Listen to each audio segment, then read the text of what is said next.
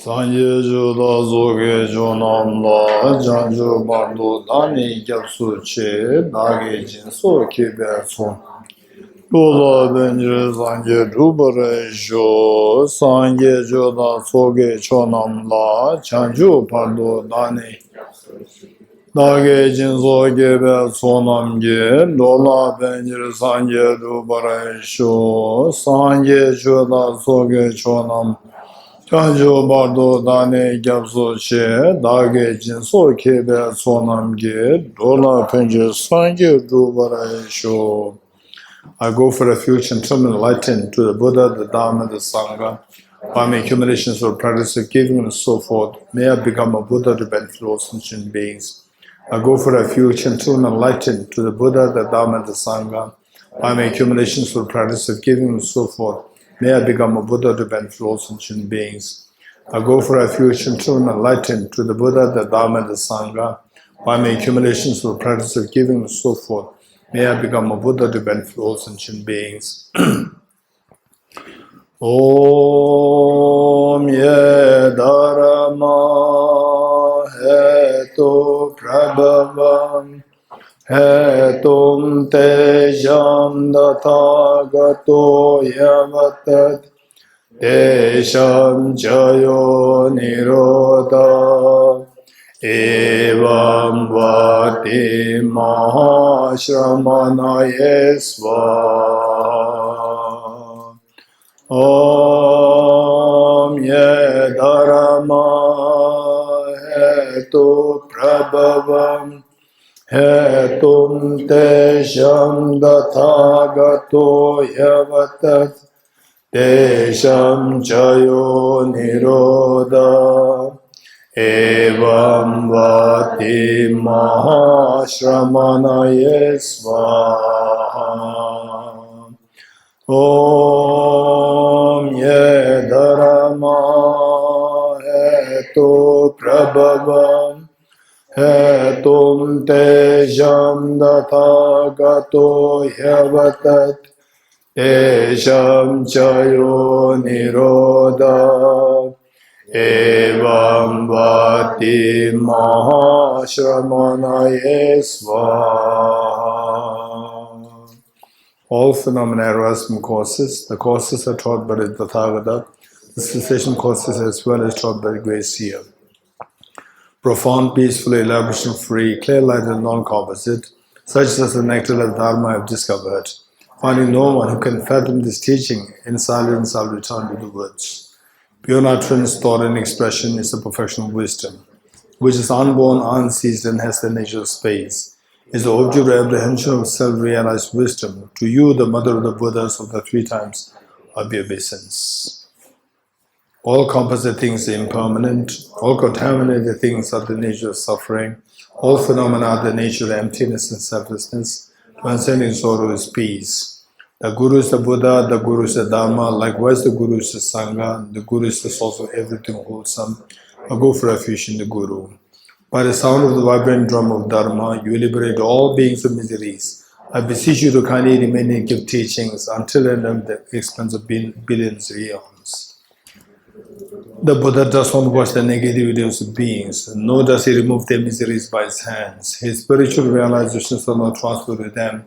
It is by teaching the truth of the suchness that the beings are liberated. With folded hands, I beseech the Buddhas of all directions to shine light of Dharma for all bewildered miseries glow. If you are attached to this life, you are not a spiritual practitioner. If you are attached to samsara, you have no bodhicitta. If you are no bodhicitta, if there is grasping, you do not have the view.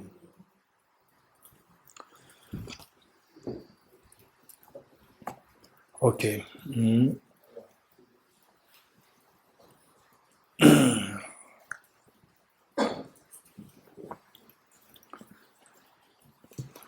Okay. Continuing the wisdom of emptiness. This morning, what we learned is that there is the discrepancy between how things appear to us and how things exist, and that finally, as Bodhisattva Arideva said, those with less merit will not even have a doubt in this teaching on emptiness. Should a doubt or inquiry ever arise, it will shatter your samsara into pieces. So it is only through this experience of emptiness that we can expect to be freed from miseries. Otherwise, no matter what we do, this is all within the bound of samsara.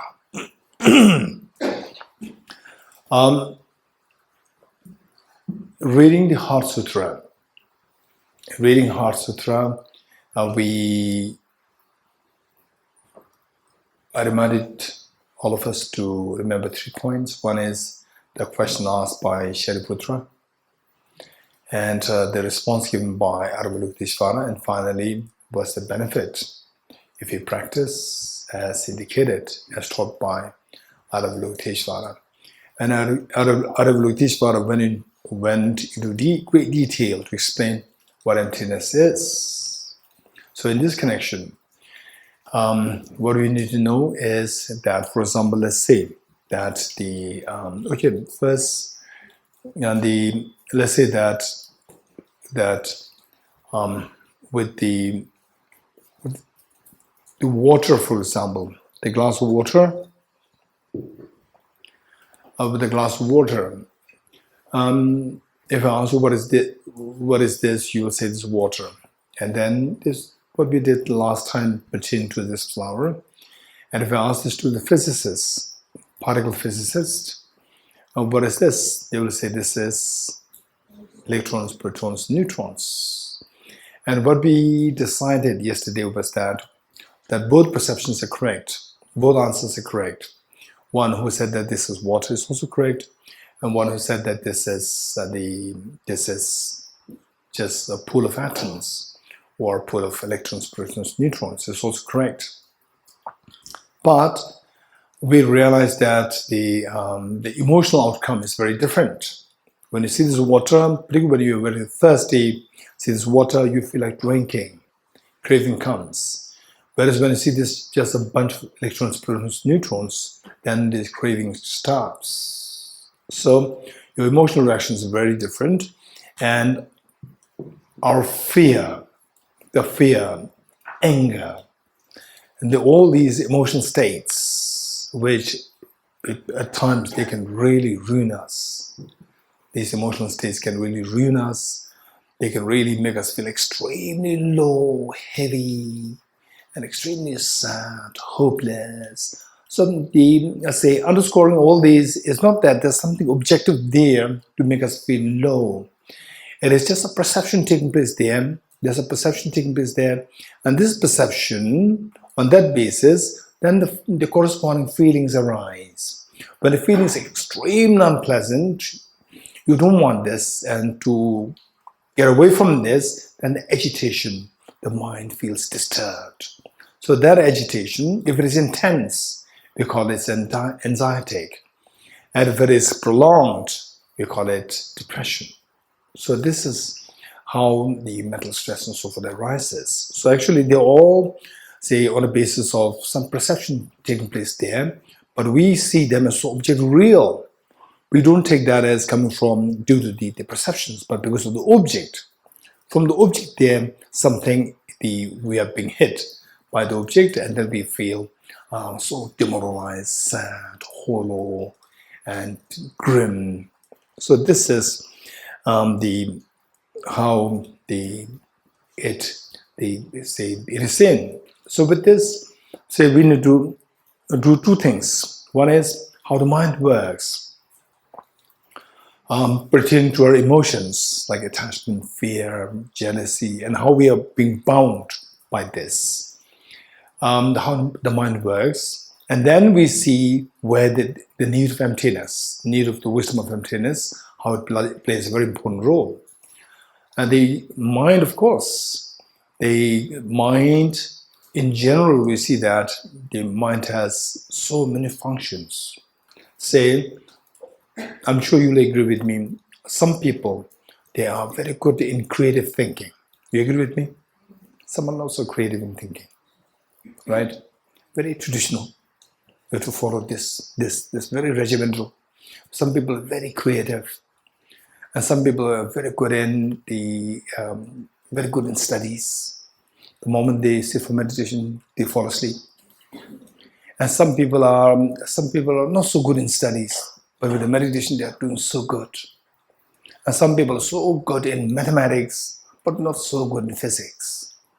Some people are very good in physics, but failed in mathematics. For example, the Albert Einstein. He was a genius in physics, but he said that in his school days he always failed in mathematics. So this was one area that he was working so hard to catch up.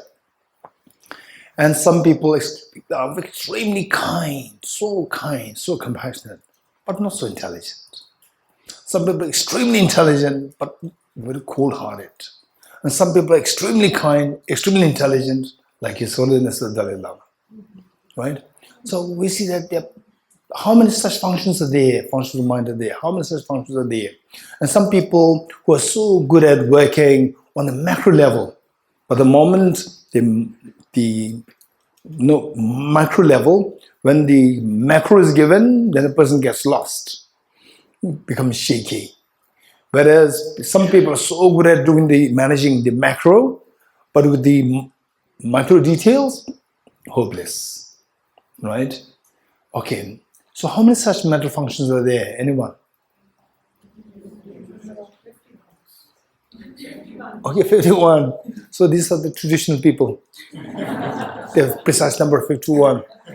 Anyone else? What do you think? What do you think? Huh? 108, because there are 108 beads there. Right? There are 108 beads. Okay, anybody else? Anyone? Yes. Infinite, yes. Yes, it's infinite. How the mind works, how the mind functions, the infinite functions are there. Infinite functions are there. You're getting it? Infinite functions are there. So this is where the Bodhisattvas have to train the mind so well that all these details, you don't leave any stone unturned pertaining to the training. All the aspects are being trained. Okay.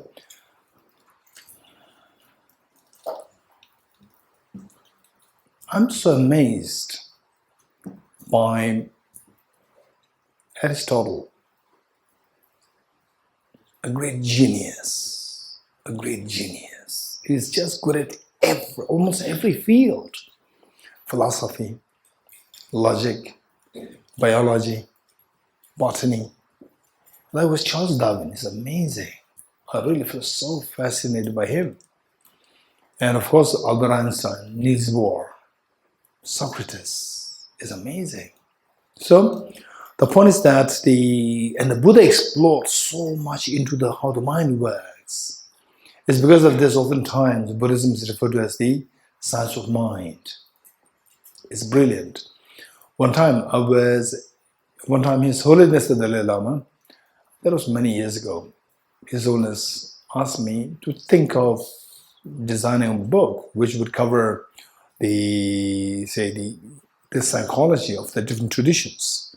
And for that purpose, I went to Varanasi to meet with the non-Buddhist professors, non-Buddhist, the classical Indian, the scholars, pandits, to meet with them to speak on their perspective of their psychology. And one pandit, he said it right from the beginning. He said that if you want to know about psychology, no need to study anything else. Study Buddhist psychology. He said that there's nothing better than Buddhist psychology. He's not a Buddhist. He was a hardcore, the non-Buddhist Hindu pandit, Hindu professor, and a pandit, proper pandit. He said that for psychology, Buddhism is the best. This is what he said. No point in the other traditions. This is what he said. So the Buddha really explored too deep into this, and there are infinite number of functions are there of the mind. And of these, at one point, they say the because of the relevance to our spiritual practice, there is the selection of 51 mental functions. 51 were selected. Not that this is the exhaustive list. It's not an exhaustive list. This is just a small section of the functions of the mind. 51 are selected. And then for example, in Abhidhamma Kosh, there are about like 200 something mental factors are being studied there. There are infinite number of the mental factors. Of these, the 51, I'm most triggered or were intrigued by, I'm most intrigued by the first five, referred to as the 5 omnipresent mental factors. 5 omnipresent mental factors. That's amazing. 5 omnipresent mental factors. So instead of just looking at these as these are the 5 functions which all minds necessarily should have. Although it means that omnipresent means these 5 functions ever present, wherever there's a mind, these 5 functions are there. So what are these 5 functions? I put it in a particular order for us to remember these 5 very easily. The first function is the contact. The contact, attention, contact, attention, discrimination, feeling, and intention. Let me repeat it. Contact, attention, discrimination, feeling, intention.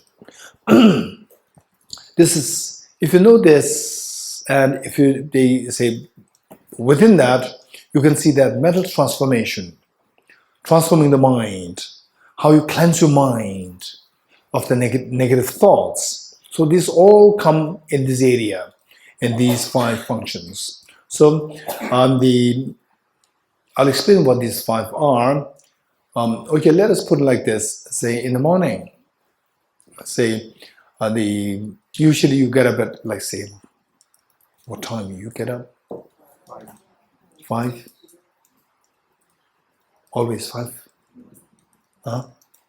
Every day 5? Every day?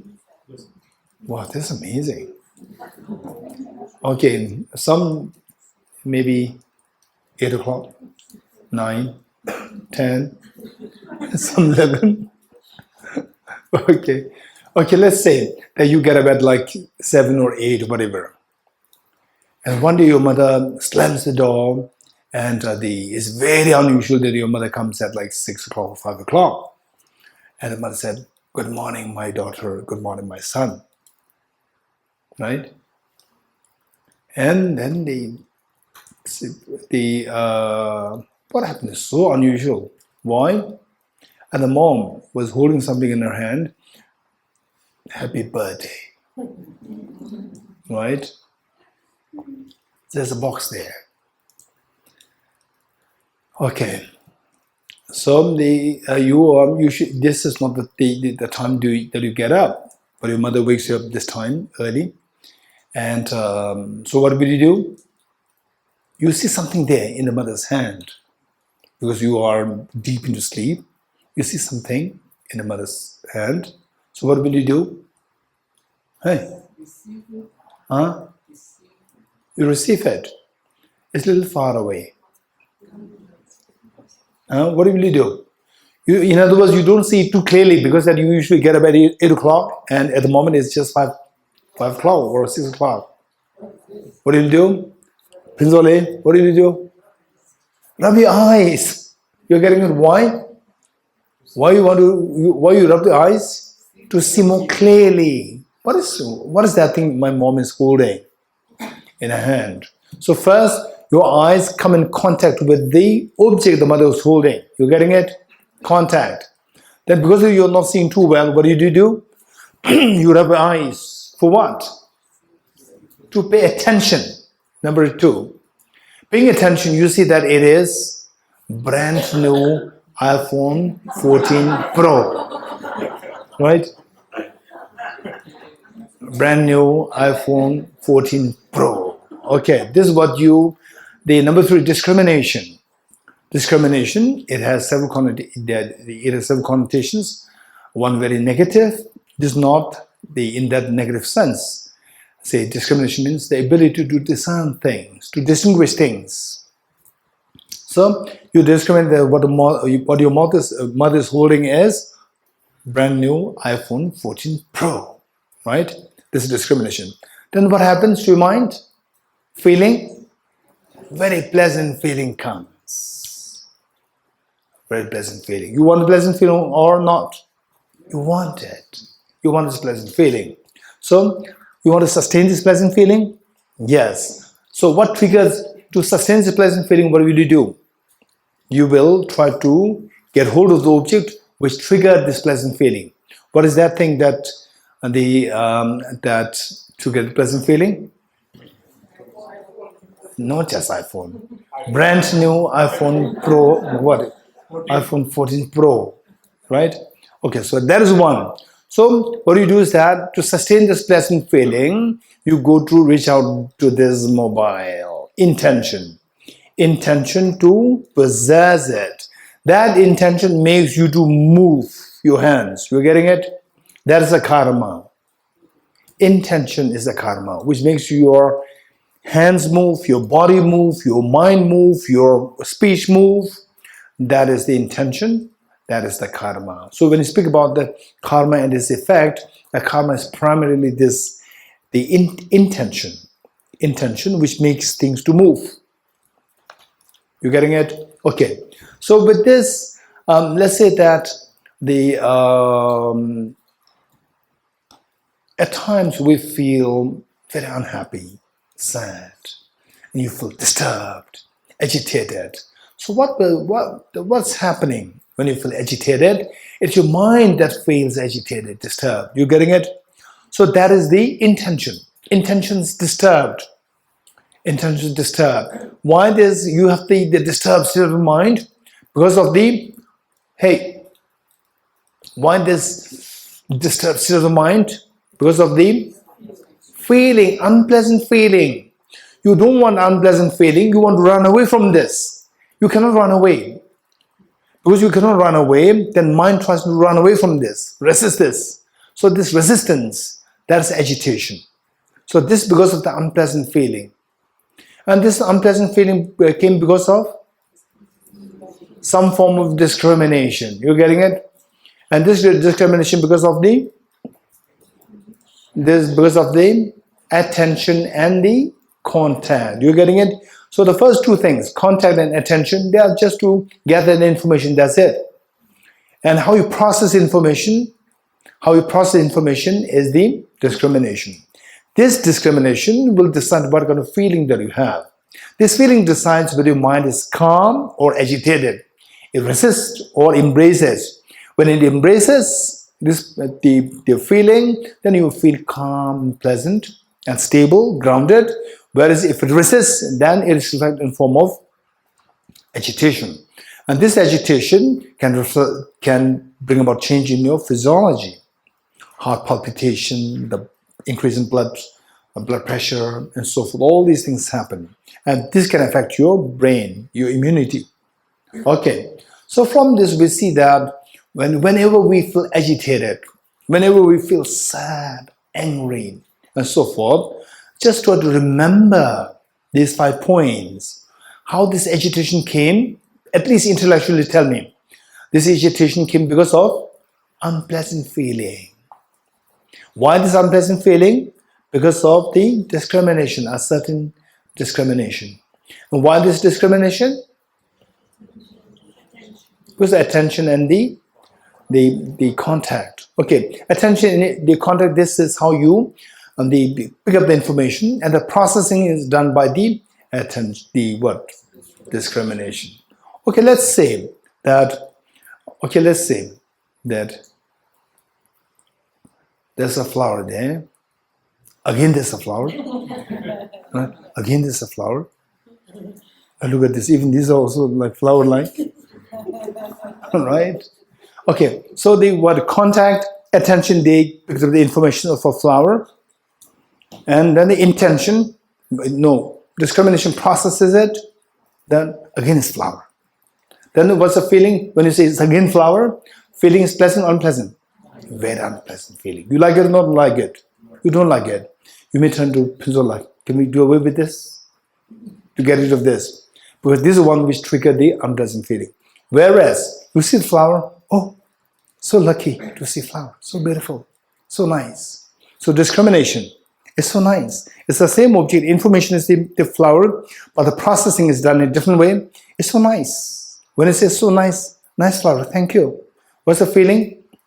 Pleasant feeling comes. You like it or not like it? You like it. And what triggers this pleasant feeling? Because of the flower. So you want to keep it there. So the intention to keep it there.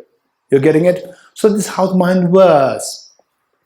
So with this, having learned this, the 5 omnipresent mental factors, you tell me, to bring about a transformation in your mind, what should we have to do? Working on these 5 points. Change the discrimination. You are getting it? Change the discrimination. Say, again flower. This discrimination is one which brings unpleasant feeling. Oh, thank you, there's a flower there. It's a very pleasant feeling coming. So discrimination makes a difference. For example, let's say that okay, you are saying you signed up for the retreat last minute, then Venerable Tenzin he put you in a dormitory. Oh, I have no privacy. Right? Venerable Tenzin, is it possible for another room, single room? But I feel there's no privacy there. My roommate is, making phone calls, right, in the night. Right? So, oh, I'm very sorry. I will see. And then Venerable Tenzin finds a small room for you, room there, and you come just empty. And then you go to class, again come back, it's just a small room. I feel so lonely. What should we do now? Should you be with somebody or by yourself? With somebody else, you have no privacy. By yourself, you are feeling lonely. What should we do? Whereas with somebody else, wow, I'm so lucky. I always used to be feeling so lonely. Now there's so much of I'm not feeling alone. I'm not feeling lonely. I'm so happy. I'm not lonely. When you're by yourself, I'm so lucky. There's such a privacy here. You're getting it? So say just by changing your discrimination, the feeling changes.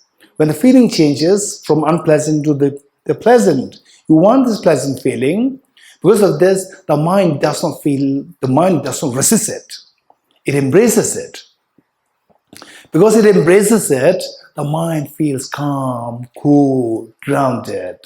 This is what heals your immunity. What heals your immune system. It makes your immune system very strong. So whereas if you live in this agitation for too long, your immunity will go down so badly and it will result into all forms of illnesses unnecessarily.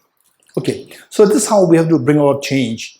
And then if you can say this is amazing. Say, for example, let's say that, okay, so I don't want to go too much into this part because we have to go into the emptiness. We don't have much time. And so now from this, what we learn is that, wow, that's amazing. Finally, how many of you sometimes, any time of the year, you feel so down, demoralized, heavy, gloomy? Did you ever have such experience in your life? Raise hands. At times, what we call it, for no reason, you feel that. Raise hands. Okay. Can you tell me what was the situation like when you go through this, the phase of your life? What was the situation around you like? Anyone? Yes, Manjari ji? I'm often affected by the short days and long nights. Oh, short days, long nights, yes. In the winters, then wet, cold, foggy, little drizzling, very quiet outside, right? Yes, that makes you feel so low, depressed. Okay, so every time, just believe it or not, every time you go through such the low phase of your life, be it with the obvious reasons or for no reason, you go through this, try to analyze these 5 functions of the mind. You're getting it? Say the first, you come in contact, that's easy. Then pick up the information, attention, to pay attention to get the information. And then the discrimination. Something is going wrong with the discrimination. Something's going wrong with the discrimination. We have to fix that. We have to fix that. Once you fix the discrimination, then the feeling will be fixed from unpleasant to the pleasant. With this, the mind will not resist. Resistance of the mind is seen in the form of, say, the agitation, anxiety, depression, and so forth. Okay, so this way to discriminate is to say, I'm changing my perception of this element.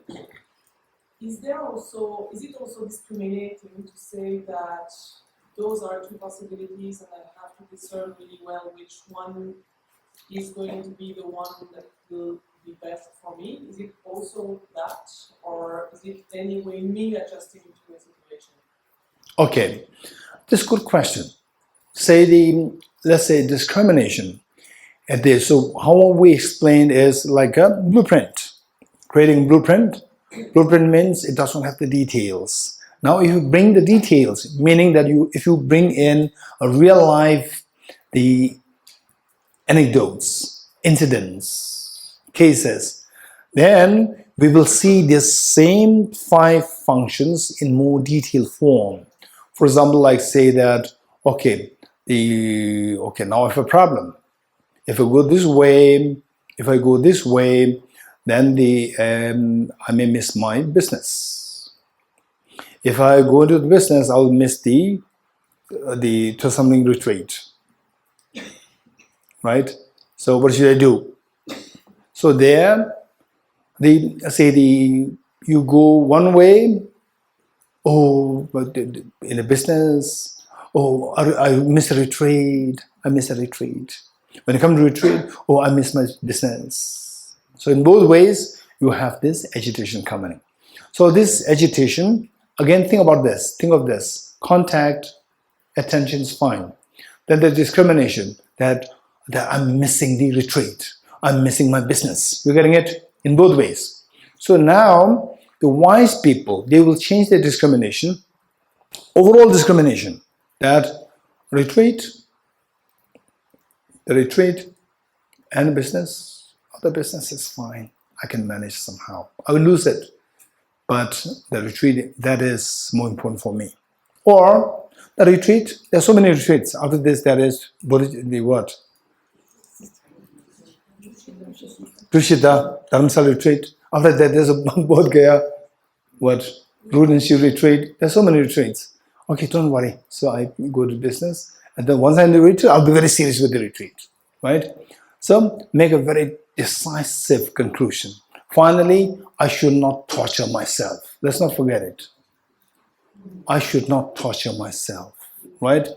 There's only one way. I have to miss one of these 2 things, right? I cannot do anything not to miss both. I have to miss one thing. So of the 2 things, let's say pros and cons. Where the pros outweigh the cons, do it. Where the cons outweigh the pros, don't do it, right? And feel happy about it.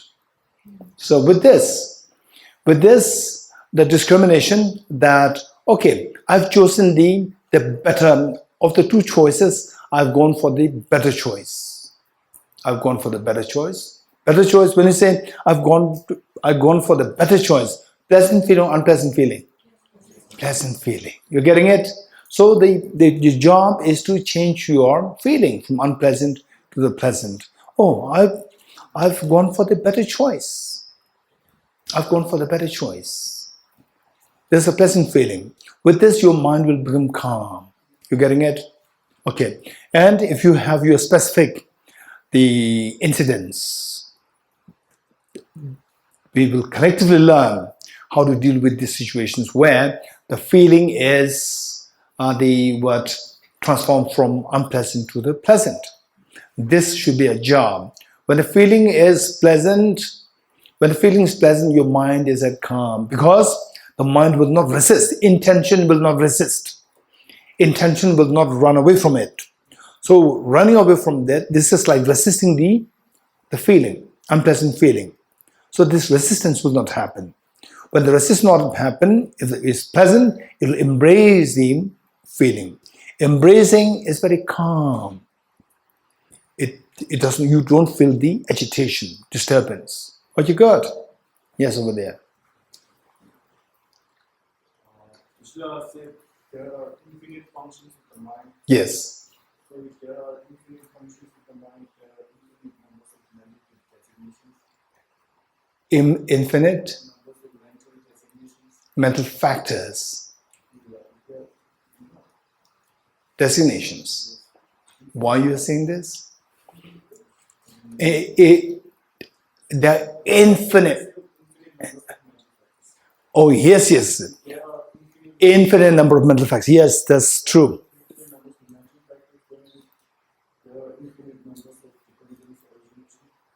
Okay, infinite number of the. Oh, that's true. Infinite number of mental functions are there. So there are different functions. So the mind imputes differently. So different imputations happen. So different infinite number of dependent origination. Where third level dependent origination is dependent origination dependence on the mere mental designation. So infinite number of designations happen. 100% yes. There are infinite number of, okay, let's say on this planet Earth, there are 8 billion human beings. Today, let's say it's almost hitting 8 billion human beings. Is it true that all these human beings, I can say that they're either male or non-males? Is it correct or not correct? There are only two, males and non-males. Correct or not correct? Not correct? Huh? Males, non-males? I did not say males, females. I said males, non-males. Correct or not correct? Two. But two doesn't mean that there are only two people there. Right? There are 8 billion human beings. Likewise, dependent origination, there are infinite number of dependent originations are there, but these can be all classified into 3 groups. Classification-wise, 3 groups. Good. So that if there are infinite numbers of dependent origination, does it mean that anything and everything is possible for dependent origination? Okay. So infinite number of dependent originations are there, but they are all classified into 3 groups. Like just as, say, there are infinite number of cars, but you have to either drive from the right or the left. Two. It's not that there are infinite possibilities. You can drive any way. Some people they drive in both ways. Right? But it's not allowed. However, even if the number increases, the rule becomes stricter. It should be only 2, not 3, 4. Right? So so this is how classification. This is the benefit of classifications. This is the benefit of the classifications. You learn about classifications. This is how when you speak about we have to see the emptiness of all phenomena. Forget about the emptiness of all phenomena. Even all phenomena we cannot understand it. Because they're all the trillions, infinite number of beings. Your lifespan is too short. But we classify all the phenomena into composite and non-composite, 2 groups. This is how we understand all phenomena. Composite, non-composite. Are you good? Any no questions? Yes. So, you said that the intention leads to intention will lead to adding to karma. No, intention is karma. Is karma. Yes. So, say that I have I have negative feelings, say I was angry, but I'm not acting upon that anger, but I'm just observing it until it's there with me. So does that still add to the karma? Okay, that's interesting. Same, if you feel angry to somebody, but you don't express it, you just keep observing it, you don't act on it, and you don't become the slave of this anger, and you just keep observing it. So is there any karmic consequence there? Answer is, okay, in other words, these 5 things that I explained, 5 functions, they are all simultaneous. They're not consecutive, they're not sequential. They are simultaneous. These 5 are happening simultaneously. And say the intention itself, the same, where anger arises, already the intention is in operation. But when you keep observing it, rather than becoming the slave of the anger, the intention of the anger, negative intention, that is, the intensity is much less. And particularly, if you're thinking of how to remedy this anger, you look, I'm so prone to anger, and so look, this is my weakness, and I'm not going to give in to the anger, and would just observe it. Just observe it when anger arises, you observe it. So then anger already arose and the intention is already operating. So karma is already being accumulated. But since that you don't approve of this anger, although it arose within you, of course that is a sign of your weakness. But you're strong in ways to counteract this anger. That's your strength. So that way this anger, the karma related to this anger is not as intense, it's not as strong. Whereas if you surrender to this and become the slave of this anger, then break everything, fight, beat, then the abuse, these are all extremely destructive and the heavy negative karma. Yeah. So even the karmas, they have various levels. Yes? Yes, you're saying that the 5 omnipresent mental factors, right? Can it work from the other way around? It's like if my intentions start first, I don't want this like aversion, and after that I notice my feelings was unpleasant. Can it work on the other way around? That's amazing. Thank you. So in fact, these 5 omnipresent mental factors, if you remember, I said that these are not sequential.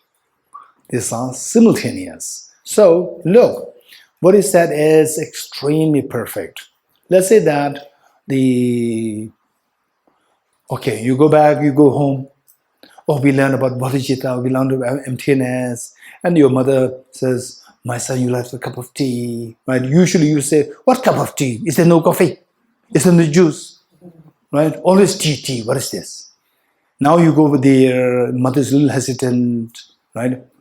My son, you like to have a cup of tea. Oh, mom, please sit.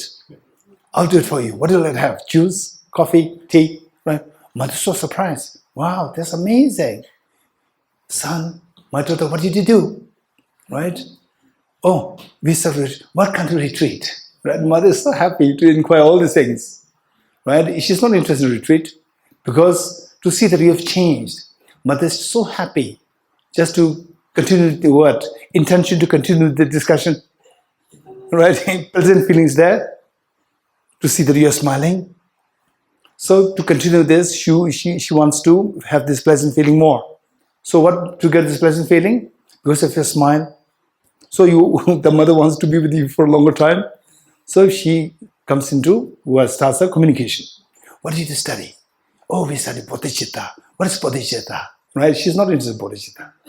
Right? What is Bodhicitta? Bodhicitta is a desire to become Buddha for the benefit of all sentient beings. She doesn't believe in Buddha. Right?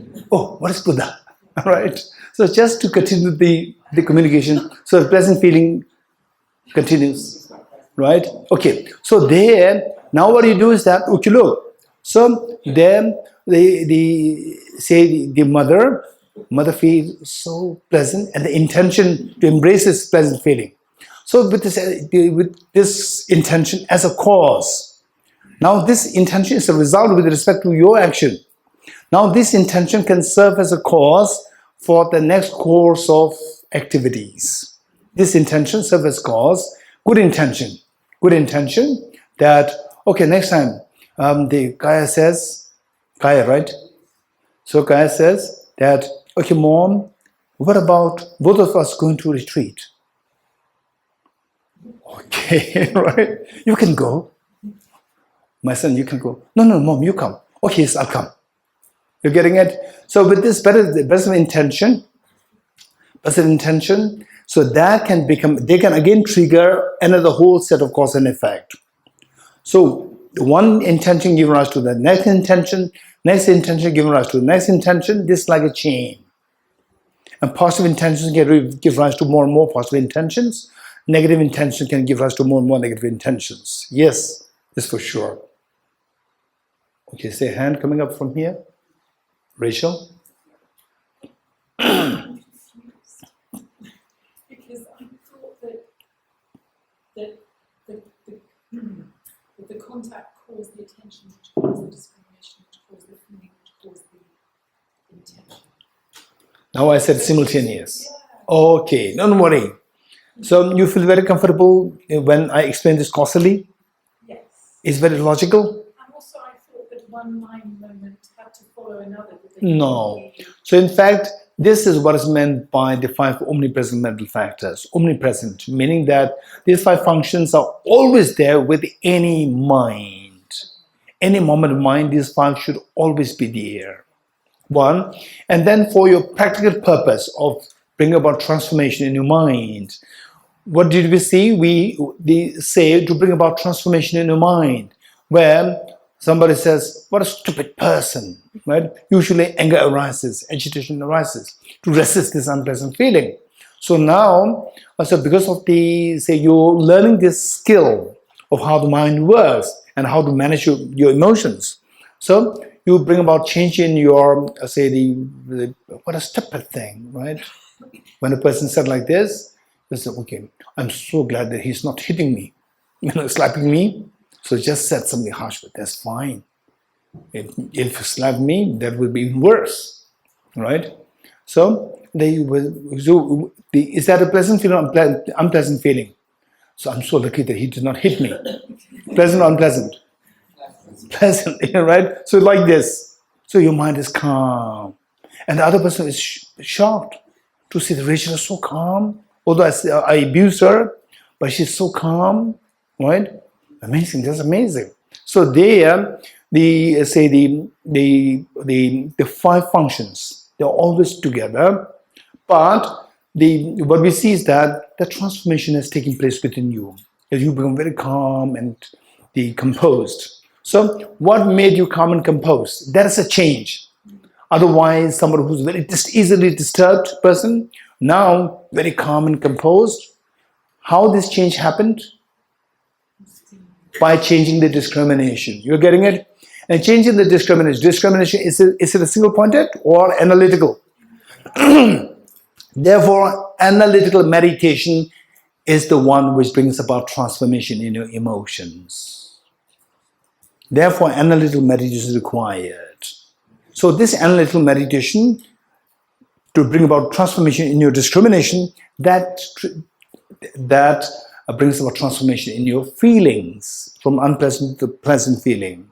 So this transformation feeling makes you transform the intention from being resistant to embracing. This is the meaning of the transformation. So where, under the worst of the situation, your mind can control this calmness, that is the greatest of the transformation. So that is possible by bringing about change in your discrimination. And the discrimination is related to the analytical. So therefore, this analytical meditation is the one which actually brings about transformation, and the single point of meditation will help support to stabilize this experience. You're getting it? These two are required. Both are required for a transformation. But actually, what transforms your mind is the analytical meditation, which brings about change in your discrimination. Good. Now, having said this, of the discriminations related to stopping your anxiety, stopping your uneasiness, stopping your the stress, stopping your mental disturbance. What kind of discrimination is the most effective? This is what we are looking for. You're getting it? Okay. So if you are to take care of 2 rooms, you need 2 keys. And if you are to take care of, how many rooms are here in Thosamling? Guest rooms? 20? 35. So if you are the caretaker of the 35 rooms, you need 35 keys.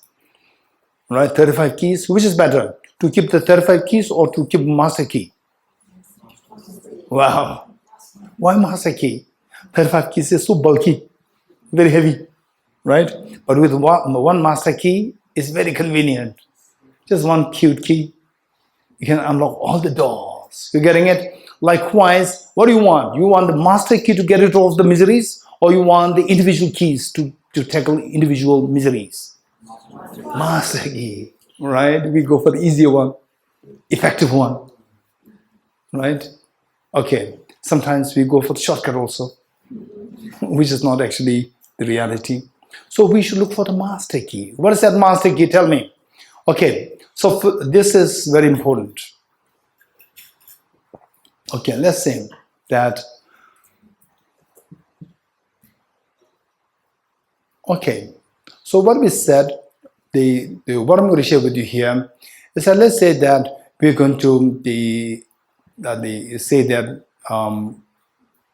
say you are sleeping and you start to have a dream. And the dream is that Venerable Samula is taking us for the audience with His Holiness the Dalai Lama. Okay, how many like this idea? The sense? Okay, and we're all going there. Then His Holiness introduced, these are all from the Bodhicitta retreat in Thosamling. And then His Holiness says, okay, Venerable Samula, why not we have a cup of tea together? Hey, happy, not happy? Happy. Very happy. Okay, how many of you like to have this dream tonight? Raise hands. How many of you like to have this dream tonight? Raise hands. Very good. Okay. So then you have this tea with His Holiness. Then after this, coming back, right? It was already very dark in the dream. Already dark. Then on this tray, you fall off, right? And there was a snake there, right? And you think that now I'm done, right? I'm done. So scary, so scary, extremely nightmarish, right? I'm done. So when I say I'm done, right? Actually, you are with your mother. Your mother wakes you up. You're happy, not happy. Okay, tell me. Of the 3 moments, the first moment of the dream, very pleasant. Second moment, extremely unpleasant.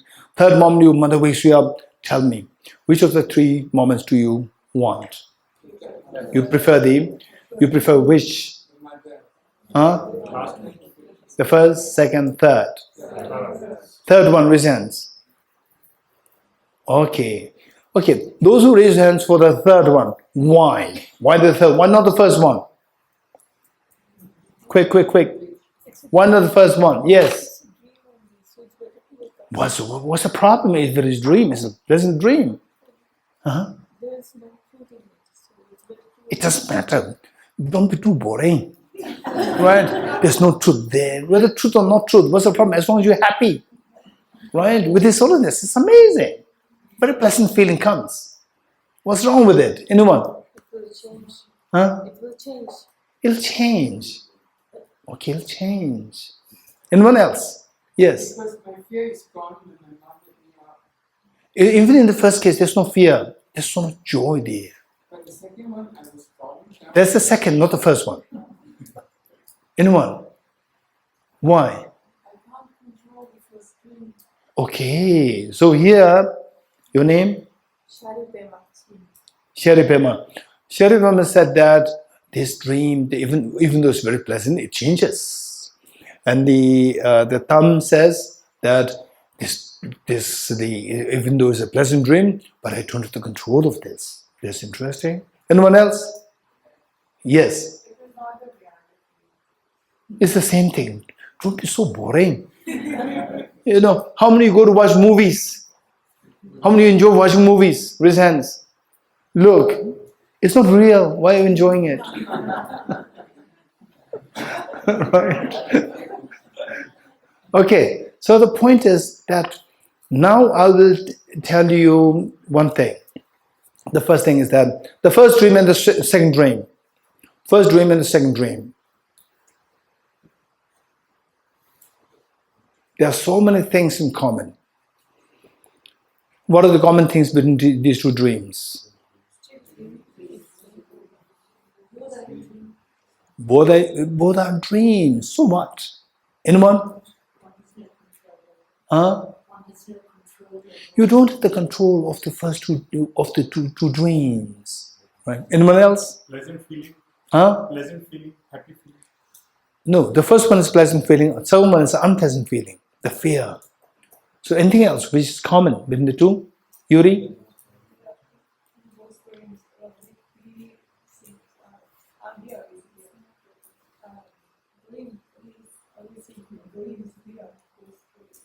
Say it again.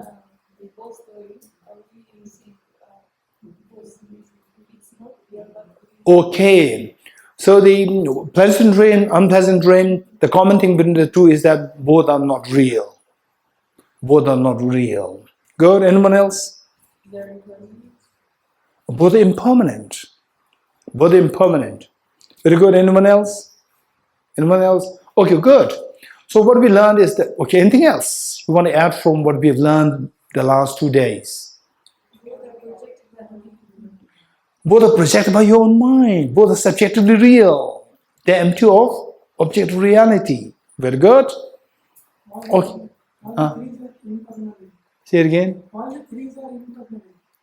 Both the dreams are impermanent. Third one is not dream. Third one is waking up. Okay. Okay, you are talking about the unconventional dream. Okay, so first let's go into the conventional dream, right? We solve this and then we take the unconventional, how to wake up. Okay, good.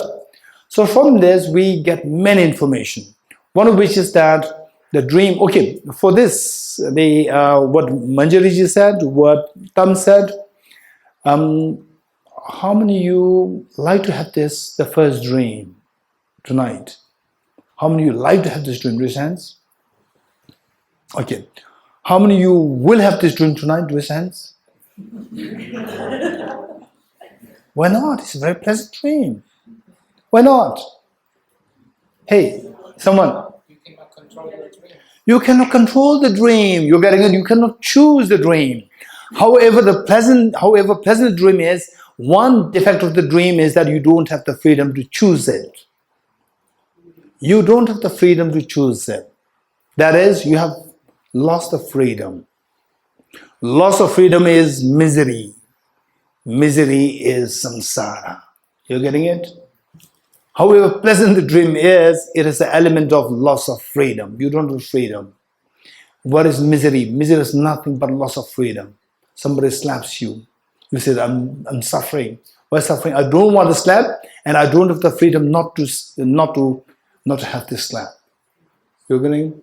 After COVID, I'm miserable. After COVID, what's the problem with it? I don't want to have this COVID, but I don't have the freedom not to have this COVID. So, suffering is synonymous with lack of freedom. Let's not forget it. Lack of freedom.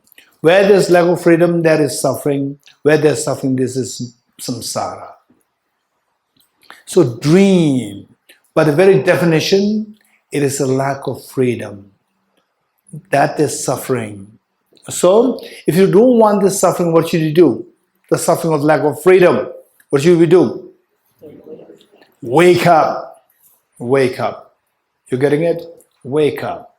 Okay. So for this is extremely important. Extremely important. Pleasant dream, unpleasant dream. So the best thing is wake up.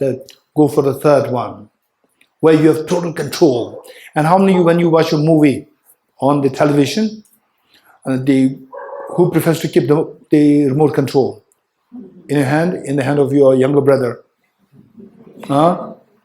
Who wants to keep the remote control in your hand? Raise hands. Why? Why you want to keep the remote control? Why? Why? I have the freedom to choose the channels. You're getting it? I don't want to give my freedom I don't want to lose my freedom to my younger brother who's always watching what is that? What cartoon? Right? Right? I want to have the freedom. So, in what degree of freedom do you want? 100% or 10%? 100%. If you want to have 100%, you have to look for the master key to solve all the problems. Master key. What is this master key? Okay, looks, say, like pleasant dream, unpleasant dream, both have some problem there. Unpleasant dream in the first place is unpleasant. Even the pleasant dream also has a problem. So how to get out of both these problems? What's the master key to get away from these two problems? Wake up. That is the master key. Wake up so that nothing of the contents of the dream can affect you. You're freed from all contents of the dream. You're getting it?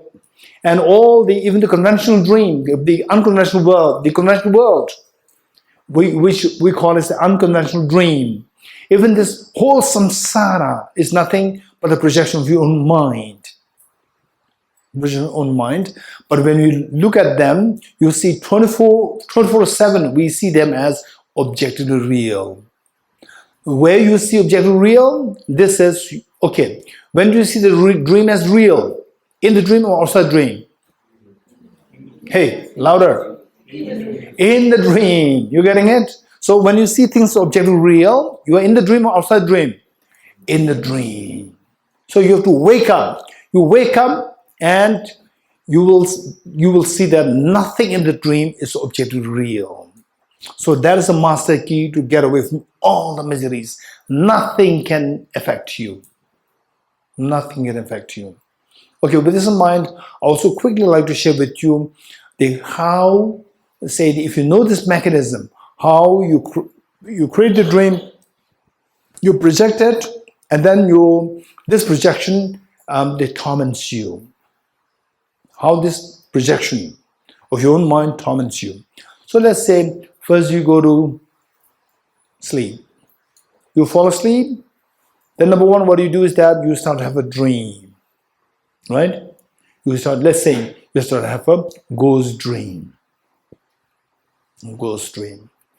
Dream of a ghost. So what is that dream? What is that ghost dream? It's a projection of your mind. Your mind projects. You agree? So step one, your mind projects a dream ghost. Number one, you project it. Right? Number two, you are unaware that you're projecting it. You agree with me? Right? In most cases, it's saying out of 100 dreams, do you agree with me that minimum 60, 70 the dreams are the dreams where I don't see them as dream, I see them as real. Raise hands. Good. Okay. So, which means that the dream is what? First, your mind projects the dream. You agree with me? Only if you agree, I will move to the next. Otherwise, I will not move. Okay, do you agree with me that when you dream, first your mind projects, let's say you dream of a ghost. Your mind projects the dream ghost. Do you agree with me? Good. Number two, you are unaware that you are projecting it. You agree with me?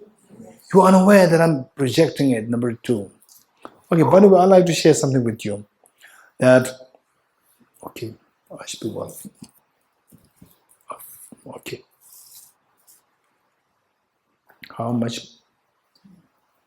Okay, half an hour more. Good.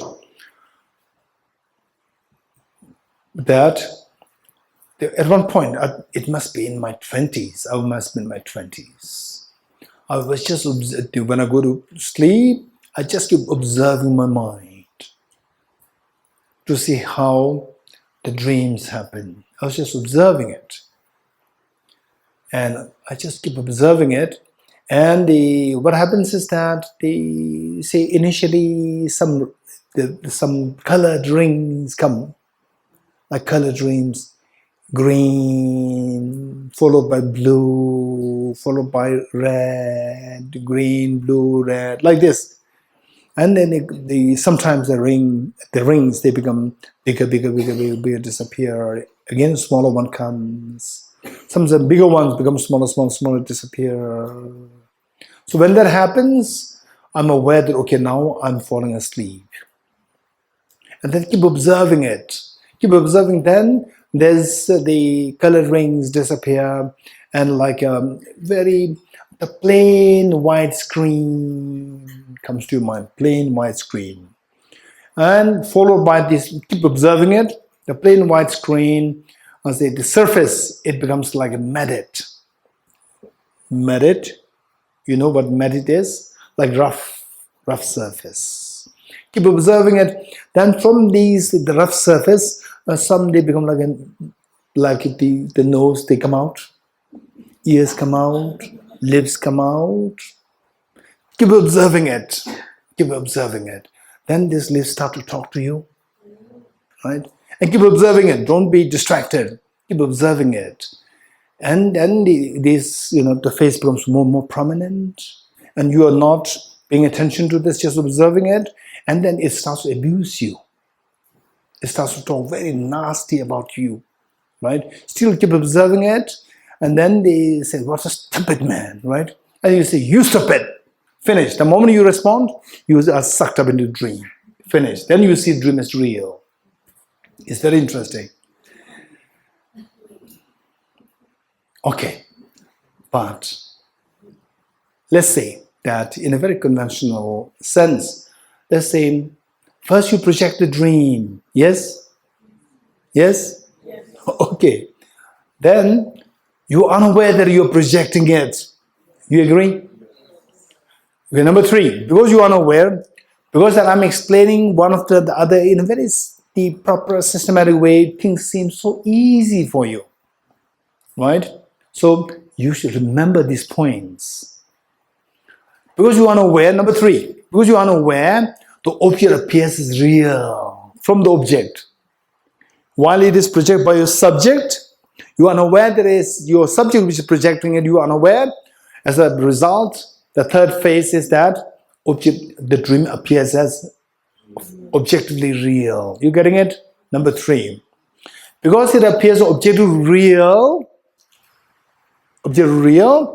then it affects, okay, this is not nice flower, right?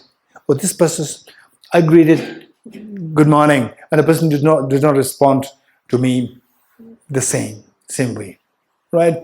So when you see things objectively real, then you are affected by the object. Yes? Because object affects you, you react. You're getting it? So when the dream comes to chase you, there's no ghost chasing you in the dream. It's your mind projected to chase you, and you think that's real. And then what do you do? How do you react? Hey, how do you react? You run away. Why are you running away from what you project? You're getting it? So the point is that here, that this is how we are mentally disturbed. We become the slave of the dream. We become the slave of our own projection. We become the slave of our own projection. That is samsara. So if somebody would ask you, what exactly is samsara? It's a projection itself, samsara. Projection. You're getting it? So with this, I'd like to share with you the difference between self-grasping, ignorance, self-centered attitude. So this is the point where I need to make this distinction. Okay. And how many of you are so fond of shopping? Raise hands. So fond of going to, shopping. Raise hands. Shopping. Okay, but the big mall, shopping malls. Okay. So what you do is that, what is self-grasping ignorance? What is self-centered attitude? All right? Let's say you dream of going for shopping. You dream of going for a shopping. So first, there should be the shopping malls created, right? Since it is a dream, so somebody has to create the dream shopping mall. Who created that? Your mind creates it. You're getting it? Your mind has to create the dream shopping mall. Then not the shopkeeper, customers come, right? Customers come, right? Before the customers come, there should be the display of the shopping mall, right? Okay, so who created this shopping mall of the dream? Your dreaming mind creates it. That is self-grasping ignorance, which projects things and make you believe that it's real. That is self-grasping ignorance, which makes you believe that the self exists objectively, others exist objectively. The shopping mall is created by the self-grasping ignorance. Then the self-centered attitude as the customer comes. The self-centered attitude comes. I want this, I don't want this, I want the Chanel bag, right? I want the Gucci belt, right? I want this, I don't want this, right? Self-centered attitude comes in. Self-centered attitude comes in. That is the customer. Customer comes. For the customer to come, there should be the first owner who displayed the merchandise should be there, right? That is displayed by self-grasping ignorance. It projected the things there, right? It projects the things there. Self-grasping ignorance projects the dream, and you see that it's real. Then you invite the customer. Who's the customer? Self-centered attitude comes in. I want this. I don't want this. Right? There's nothing there actually. It's your projection. Who projected it? Self-grasping ignorance projected it and made you believe that it's real. That is the self-grasping ignorance. The self-centered attitude comes to select. This is also known as select city. Right? Select city. It goes to select. I want this. I don't want this. Self-centered attitude does the shopping. Yeah. And self-grasping ignorance, what? Display the merchandise. You're getting it? So, self-grasping, let's say that, there's a flower there. Your mind projects the flower there. You're getting it? Self-grasping ignorance projects the flower there as objective real. Then self-centered just says, it's just nice and not nice. Oh, it's nice. Attachment comes. It's not nice. Aversion comes. Oh, it's so-so. Ignorance continues. This is how self-grasping ignorance creates the platform for the self-centered attitude to operate. And self-centered attitude comes, I like it, what becomes? It becomes attachment. I don't like it, that becomes aversion, right? And then it's so-so, ignorance continues. Ignorance continues. Attachment, aversion, and ignorance, the three poisons arise because of the self-centered attitude. On the word shopping mall created by the self-grasping ignorance. Self-grasping ignorance projects things, and self-centered attitude comes to invoke your emotions. Attachment, anger, jealousy, to activate the gross afflictions. Self-centered attitude must operate with this self-grasping ignorance in order to give rise to the gross afflictions. Attachment, anger, jealousy. And these gross afflictions will give rise to the karmas. Negative karmas. And these negative karmas will give rise to miseries. Okay. Okay. Yes. Three things you said, attachment, aversion, and jealousy. Is that the only big categories of reaction? Attachment, anger, and Jealousy. not jealousy, ignorance. These are the three huge families of afflictions. All afflictions can somehow be categorized, not grouped, but categorized in these three families. So, for example, miserliness. Miserliness per se is not really attachment per se, but it falls in the family of the attachment. For example, spite. Spite per se is not anger, but it falls in the family of anger. Previously you said that the self-centered attitude, right, somehow support self-grasping ignorance. Say it again. Pretty Self-centered attitude. Yeah, support self-grasping. Yes, yes, yes. How does this work in this context? Okay, good. Self-centered attitude, its job is to say, we talk about what? The ceasing of karmas and afflictions is nirvana. Karmas and afflictions arise from inappropriate tension, conceptualization of inappropriate tension, which in turn arises from elaboration of self-grasping ignorance. And this elaboration ceases by the wisdom of emptiness. This is what we learned. From this, we learned 5 points. What are the 5 points? Hey, what are the 5 points? In 3 days, if you feel tired, Buddhahood, Gade, Baragade. Hey, Go back to practice. say what are the 5 points? Miseries. Yes, the Sirinchiskitla. Yes, Sirinchiskit. Miseries. Then contaminant karmas, afflictions, inappropriate tension, self-grasping ignorance. She proved to be a physicist. Thank you. Okay, so everything on her fingertips. Miseries, suffering, given rise to by contaminated karmas, given rise to by the affliction. This affliction is the gross affliction. Affliction which is counted as one of the 4 causes. This is the gross affliction. And this affliction is given rise to by inappropriate attention. Inappropriate attention given rise to by this self-grasping ignorance. You getting it? Okay. So we see that the self-grasping ignorance is at the root. And this self-grasping ignorance, in order to give rise to the inappropriate attention, oh, this is so nice, right? This is so nice. This is not nice. This is so bad. So you give false characterization of the objects. And then it gives rise to gross afflictions, attachment, anger, jealousy. So we see that self-grasping ignorance, this is a foundation which paves the way to the grosser afflictions, inappropriate attention and the gross afflictions. So for that matter, for this self-grasping ignorance, let's say that, okay, what is this? This is a Chanel bag. That's fine. What's wrong with it? But when you say this is a Chanel bag, then what happens? I like it. I want it. That happens. Attachment comes. You're getting it?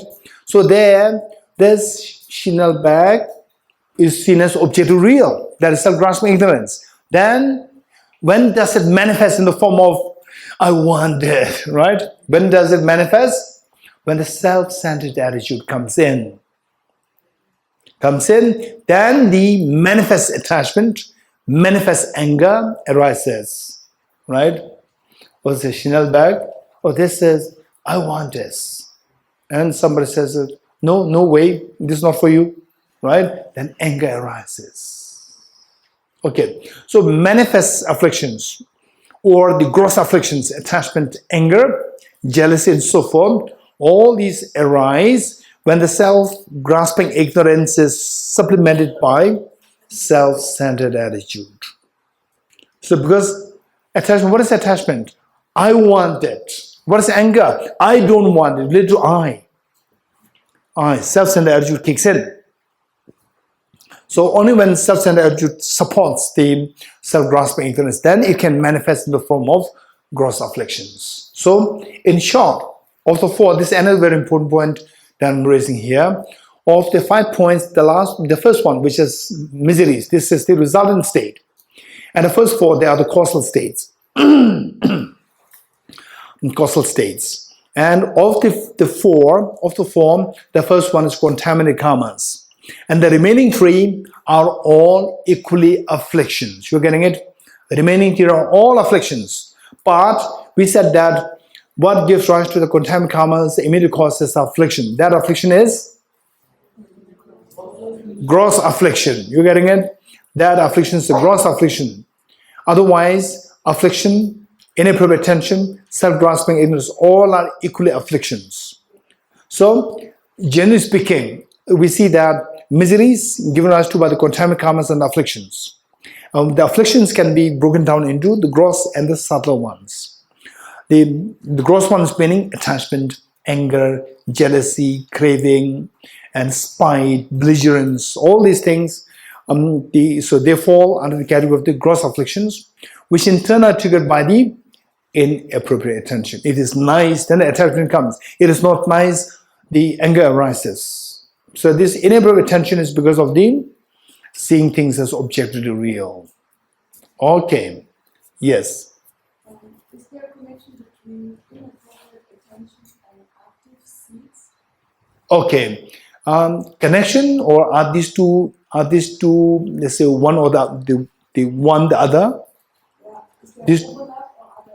Okay, this one not overlap. So inappropriate attention is an active mental state, and active seeds, they are not active mental states. For example, let's say at the moment we are not angry, but we have the active seeds of the anger.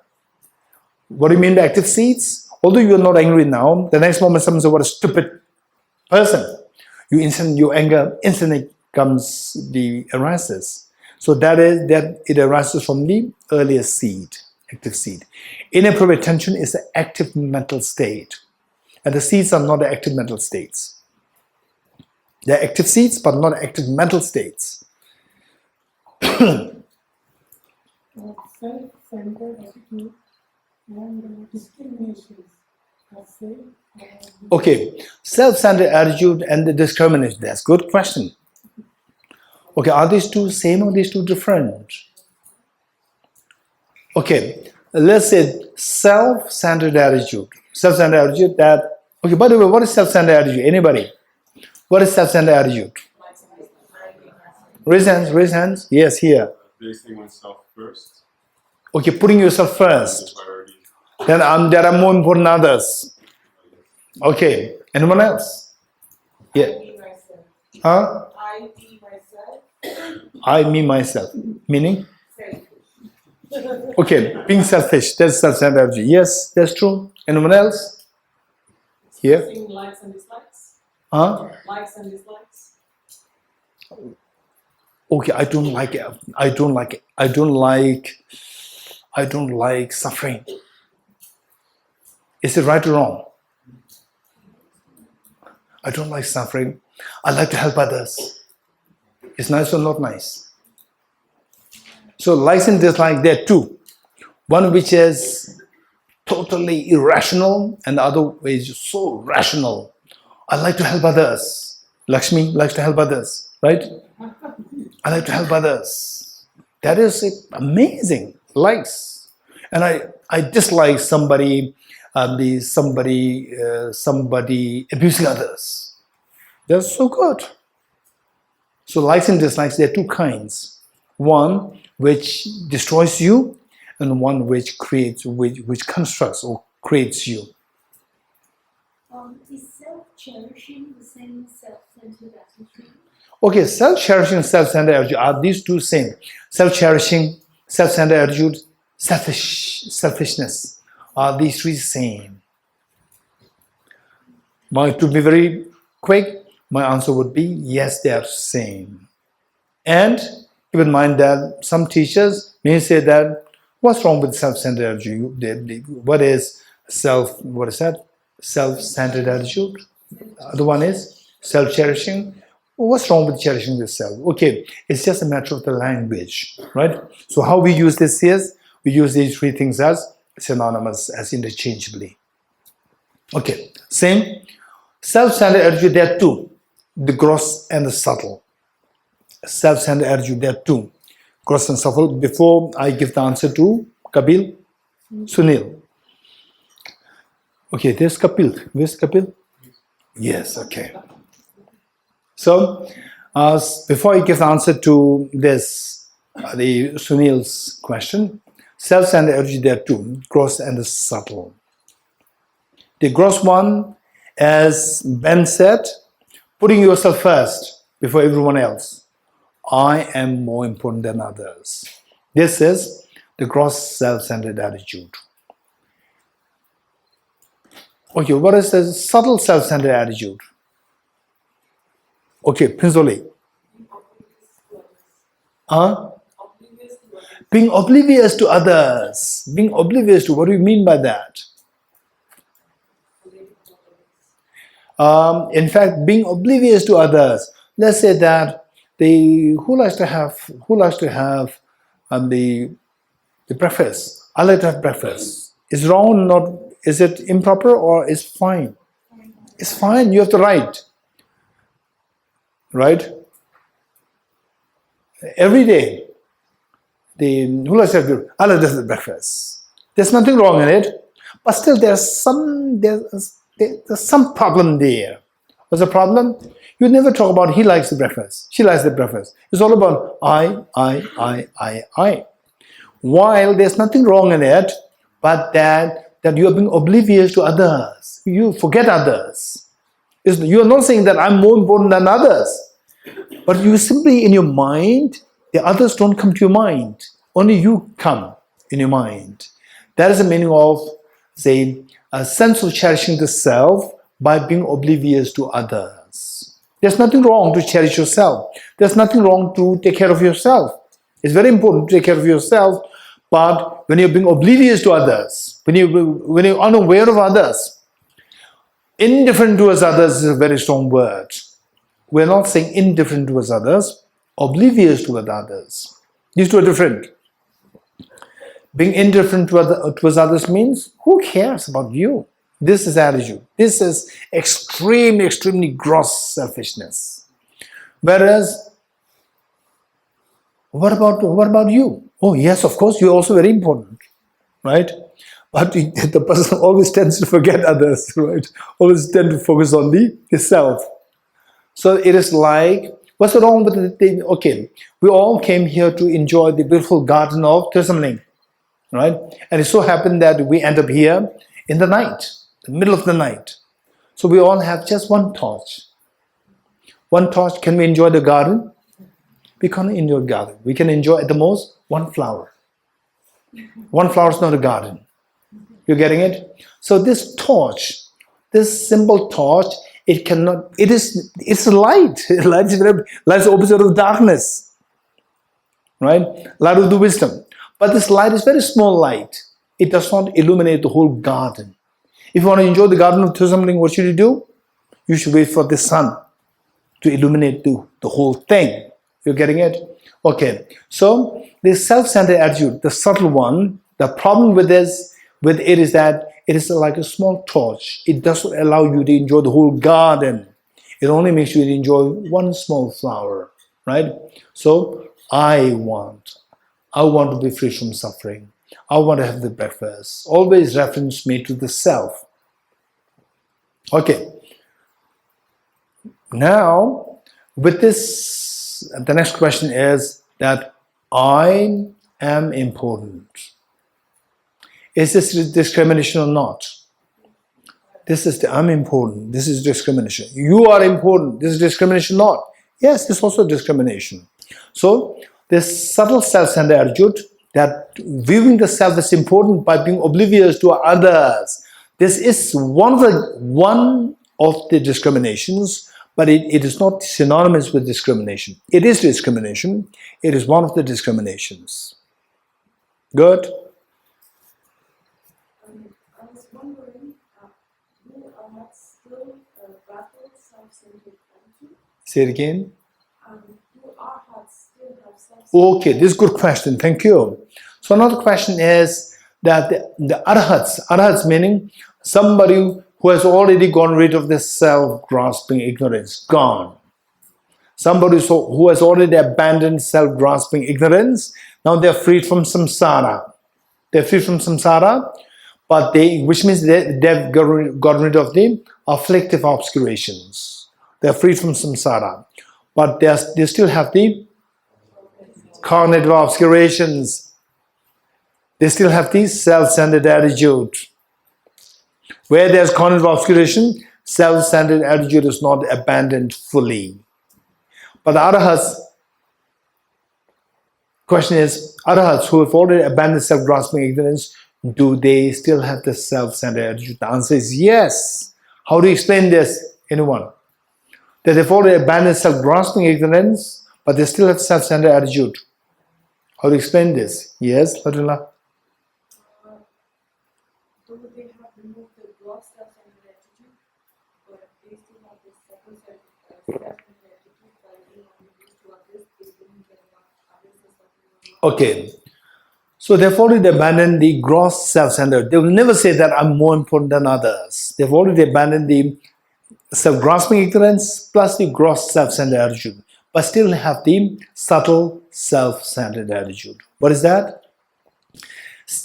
The seeing the importance of the self by being oblivious to others. Okay, this is very important.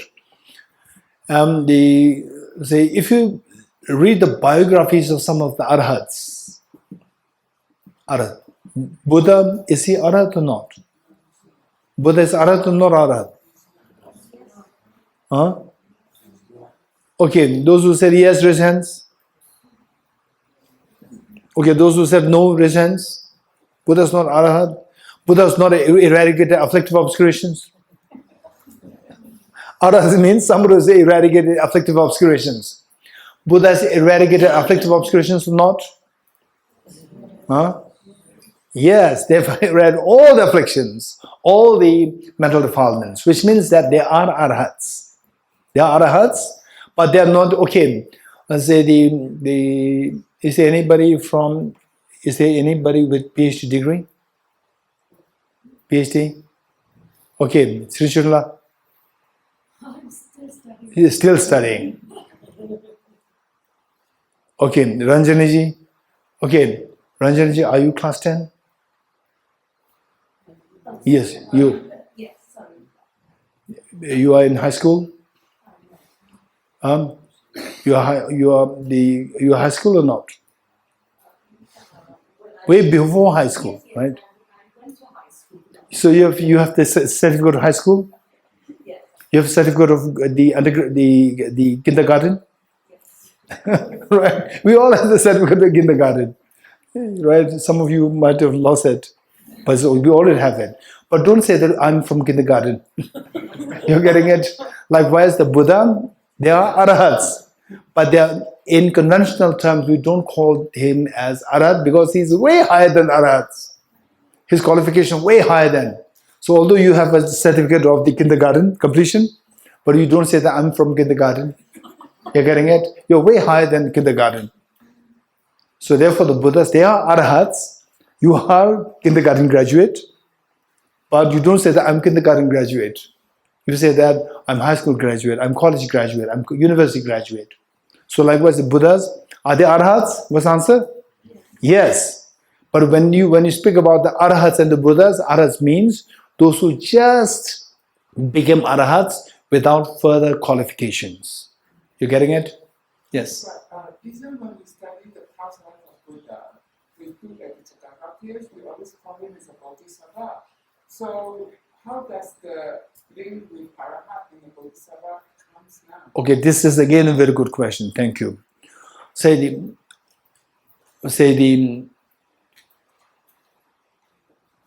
Bodhisattvas. But what's the difference between Bodhisattvas and the Buddhas? Anyone? The Bodhisattva? Yes. The Bodhisattva already came enlightenment, but they postponed it to become, they postponed their Buddhahood to save off the things before they achieve Buddhahood. Okay, so they postponed the Buddhahood. Because attaining Buddhahood is obstruction to them. Because they want to save all sentient beings. Yes, becoming Buddha, you cannot save these all sentient beings.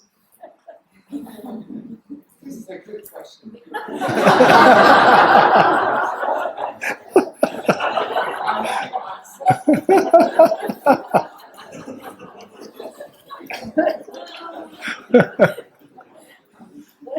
Okay, anybody who likes to give answer to this question? To this good question?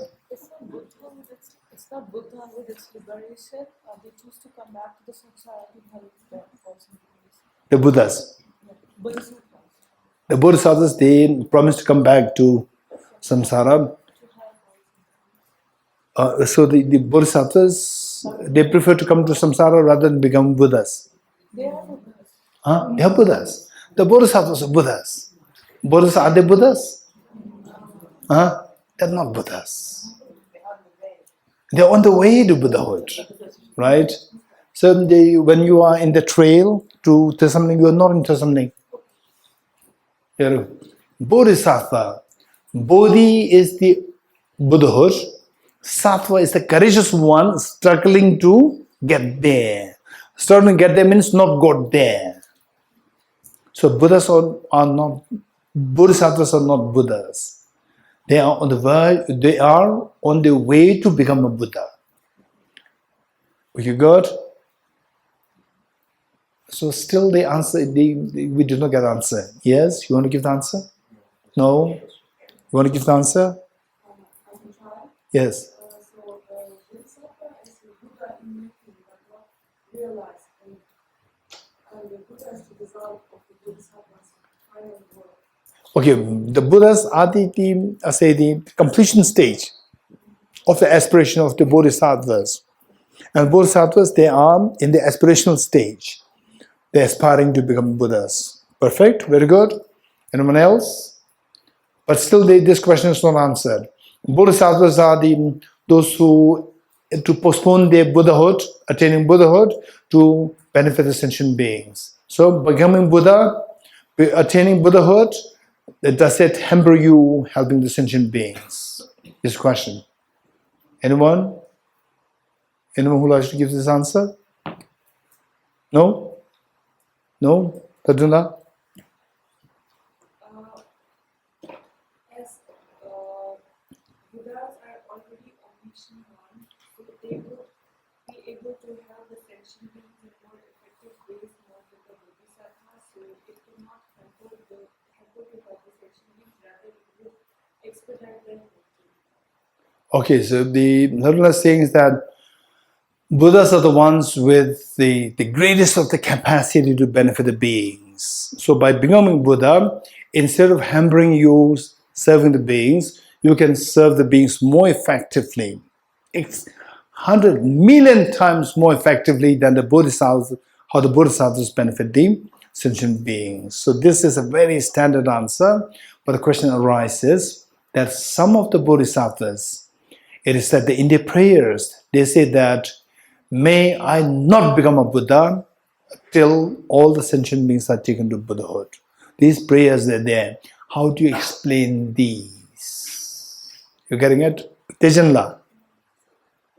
Bodhisattvas the experience suffering and they're able to realize it, to understand what suffering is. And then because they have the solution for it. So they already have experience. They have rich experience. We all have rich experience. The Bodhisattvas, they have many lifetimes of experience of what misery is. So they already have the experience. So why some of them said the prayer that may I not become Buddha till all the sentient beings become Buddha. Because they have the wisdom of understanding that suffering is and because of the wisdom which they want to spread it out to the They have the wisdom. So the wisdom tells them not to become Buddha.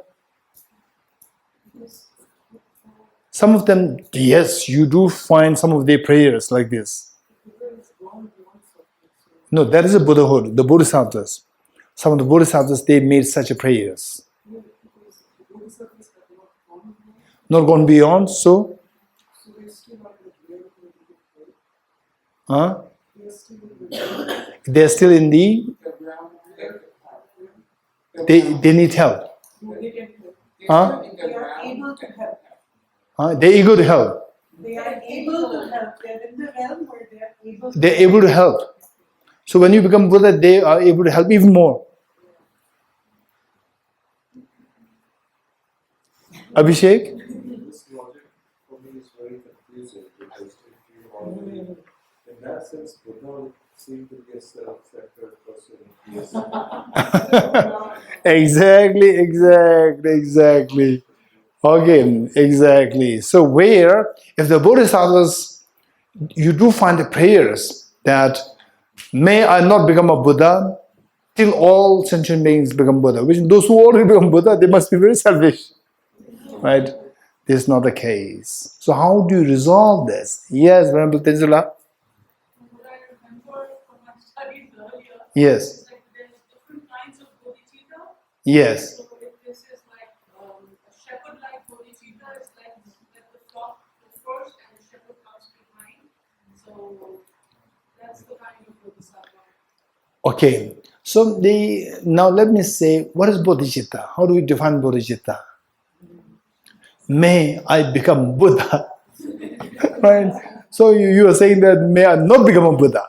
This is not bodhicitta. How do you reconcile it? And then the answer is, what Arjuna said, this is a very standard answer. That they say that you become a Buddha, you are in a position to most effectively benefit the beings.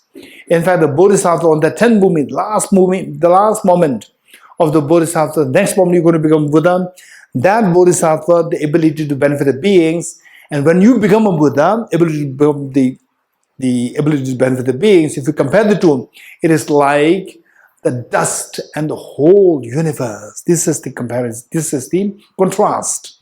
When you become a Buddha, it becomes like infinitely more effective in benefit of sentient beings than even the most sophisticated bodhisattvas. But these prayers are there, said by the bodhisattvas, high-level bodhisattvas. They said to pray that, may I not become a Buddha till all the beings become enlightened. So why such prayers are said? So are they bodhisattvas or not in the first place? When they say, may I not become a Buddha. Bodhisattva means, may I become Buddha for the benefit of sentient beings. How do you reconcile these? Yes. In order to become Buddhas, you need to get rid of self-suffers of some attitude. And that's why they pray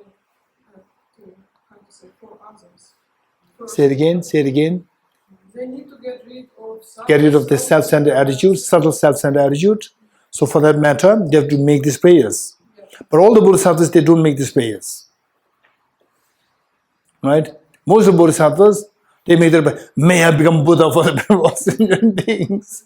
Yes. My understanding, Geshe, is not that may I not become a Buddha, but that may I be able to come back in a way to serve. No, both are there. It's not, this is what I'm saying. I'm very serious. Some bodhisattvas, they made a very strong prayer. May I not become a Buddha till all beings attain Buddhahood. So that is the aspirational prayers because they want to come back into samsara in order to. So which means they don't want to become Buddha? They want to become, that's for me, what I've heard is they want to become a Buddha, but the aspirational prayers is the. No, do they want to become a Buddha or not? Yes, for me, yes. Not for you. That bodhisattva. I've heard, yes, they want to become a Buddha. They want to become Buddha, but they said, may I not become a Buddha. What is this? Are they telling lies? The prayer is to come back into samsara so that even though I have. No, even without prayer, they have to come back to samsara. No, after having. For us, don't worry. You don't have to pray. May I, please may I come back to samsara. No, you will have to come back to samsara. Even you pray, may I not come back to samsara, you have to come back to samsara. But here they have crossed the path of sin, so they don't have the afflictions that will bring them back. They have afflictions. Yes, they have afflictions. Not the gross, the afflictive obscurations. But they have to come back. They are not to attain nirvana. Either nirvana or samsara. Only two choices, no third choices. So the Bodhisattvas. who have attained nirvana. No, I'm talking about the bodhisattvas. Let's say the path of seeing bodhisattvas. Yes. They have not attained nirvana. The eight ground. But before that, what about those before that? I'm talking about the ones that. What about before that? Okay, Lofsanla. Because those who are higher than the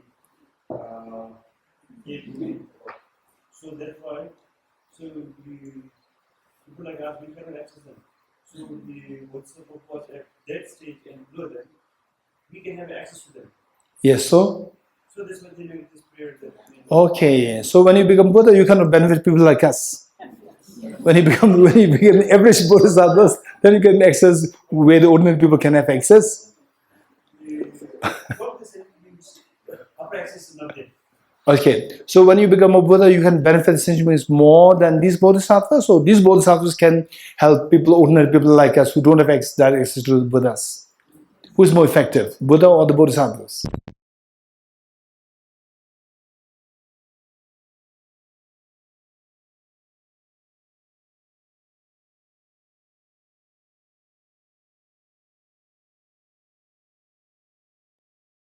Very important point. Okay, let me share with you this. Let's say, this is why I oftentimes tell people that the ground of the Buddha's teachings is compassion. Let's not forget it. Whether it is the Theravada Buddhism, Chinese Buddhism, Tibetan Buddhism, the ground is, as long as it is a teaching of the Buddha, the ground is compassion. Whether you're seeking personal liberation or whether you're seeking liberation for all sentient beings, the ground should be compassion. If the compassion is missing, it is not the Buddha's teachings. Let's not forget it. So with this, say, what would the mother tell the children? If the children, they say that, if the children, they are so tired, or they're terribly sick, and then the children, they cannot study for exams, and the mother feels so compassionate to the children. Mother will also stay with the children, yes? And then let's say that the child can say, okay, if I don't study, I cannot study. If I don't study, I will fail the exam. Oh, it doesn't matter, I will also fail the exam. The mother will say that, right? To give company to the child. Mother does not receive the exam. But the mother said, if you fail, don't worry. I will also fail in the exam. And the child is so happy. Yes, no? Right? Yes, no? So in other words, the mother will always be there to make the child comfortable. Whatever way the child feels more comfortable, the mother will say that. Mother will do that. Yes, no? Right? Okay. So therefore, I'll share an anecdote. Right? Okay. Shall I share this anecdote? No need. Yes, please. Okay. No. Okay. So what I'm saying is that for the Bodhisattvas, who are the people, the Bodhisattvas, who are the beings the Bodhisattvas helping? Where are these sentient beings? We are the ones. And what is our thinking level? Our thinking level is so low, right? Our thinking level is so low. Say, what's the indication of somebody being kind to you for small children? What's the indication of somebody being kind to you? Somebody gives you chocolate, right? If your mother plans for your PhD program, a 3-year-old girl, 3-year-old boy will have no idea, right? Your mother's so kind, your mother's planning for your PhD program, investing money for that purpose. But if a neighbor gives a chocolate, the child will go after the neighbor, right? This is who we are. So for us, the Bodhisattvas have to tell us that, don't worry, I'll come back to samsara, right? I'll not become Buddha, I'll stay with you. And then you feel so comfortable, I feel so comfortable, right? So he or she is not going to become Buddha. So he or she will be always with us to protect us. This is our thinking.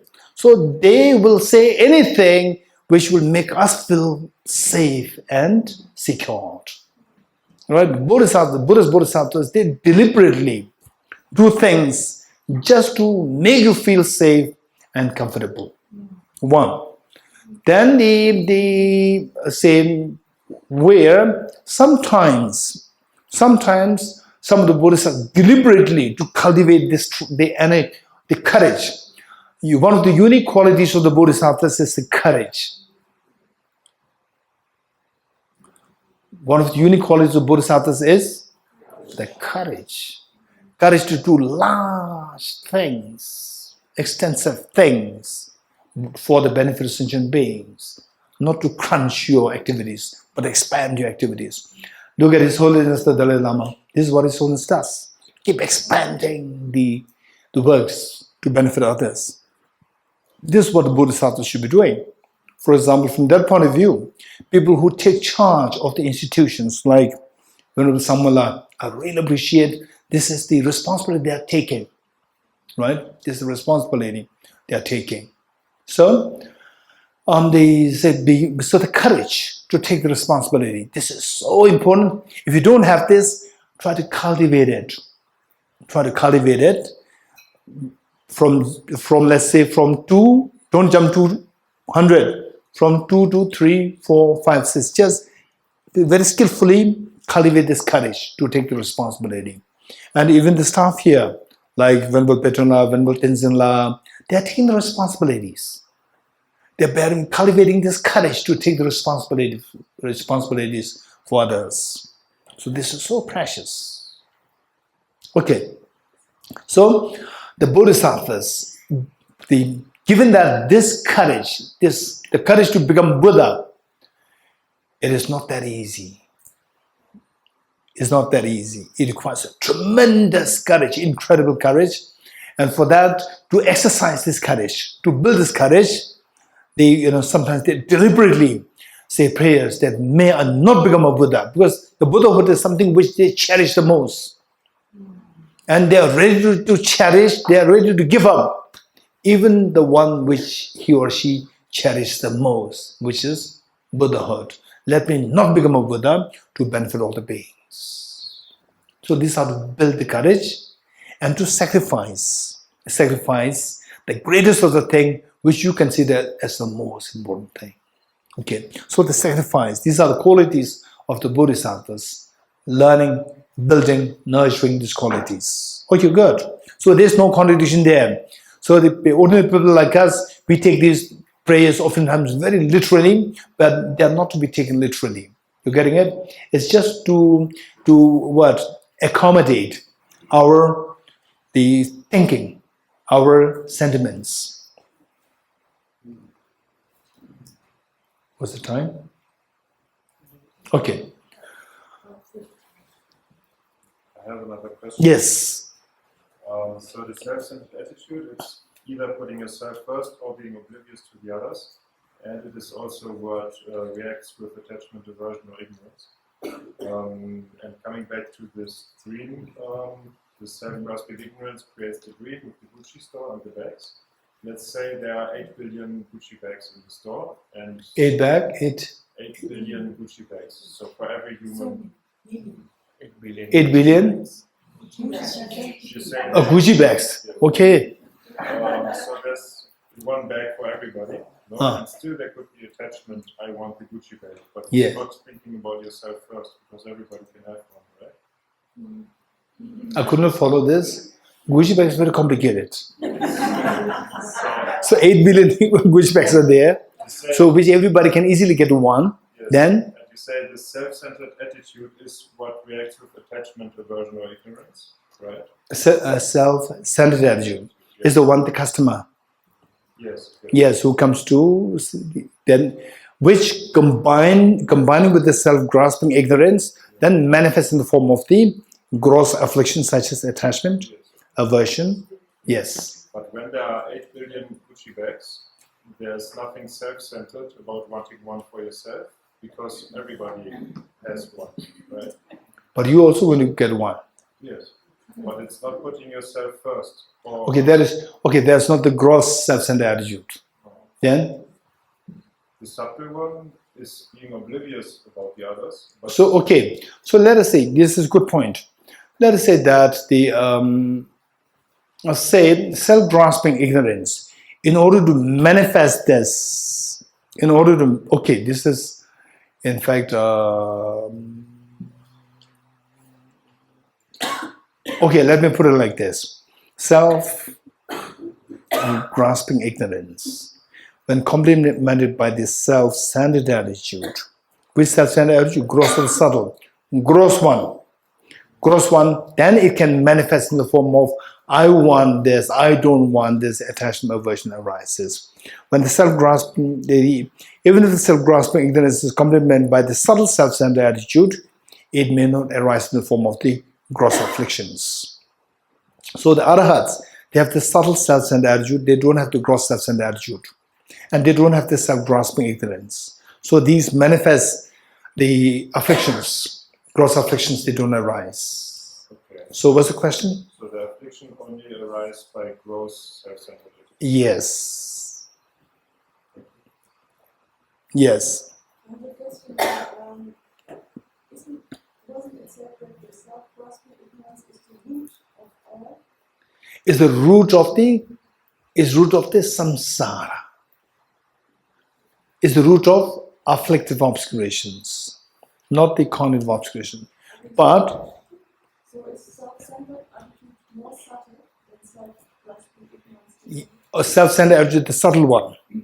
Subtle self-centered attitude is more subtle than the self-grasping ignorance. Yes. Even after becoming arahat, after getting rid of self-grasping, still you have the subtle self-centered attitude. Then why isn't the self-centered attitude the root of the self-grasping ignorance? Not really, because the root means that it is there, then it keeps giving rise to the grosser ones.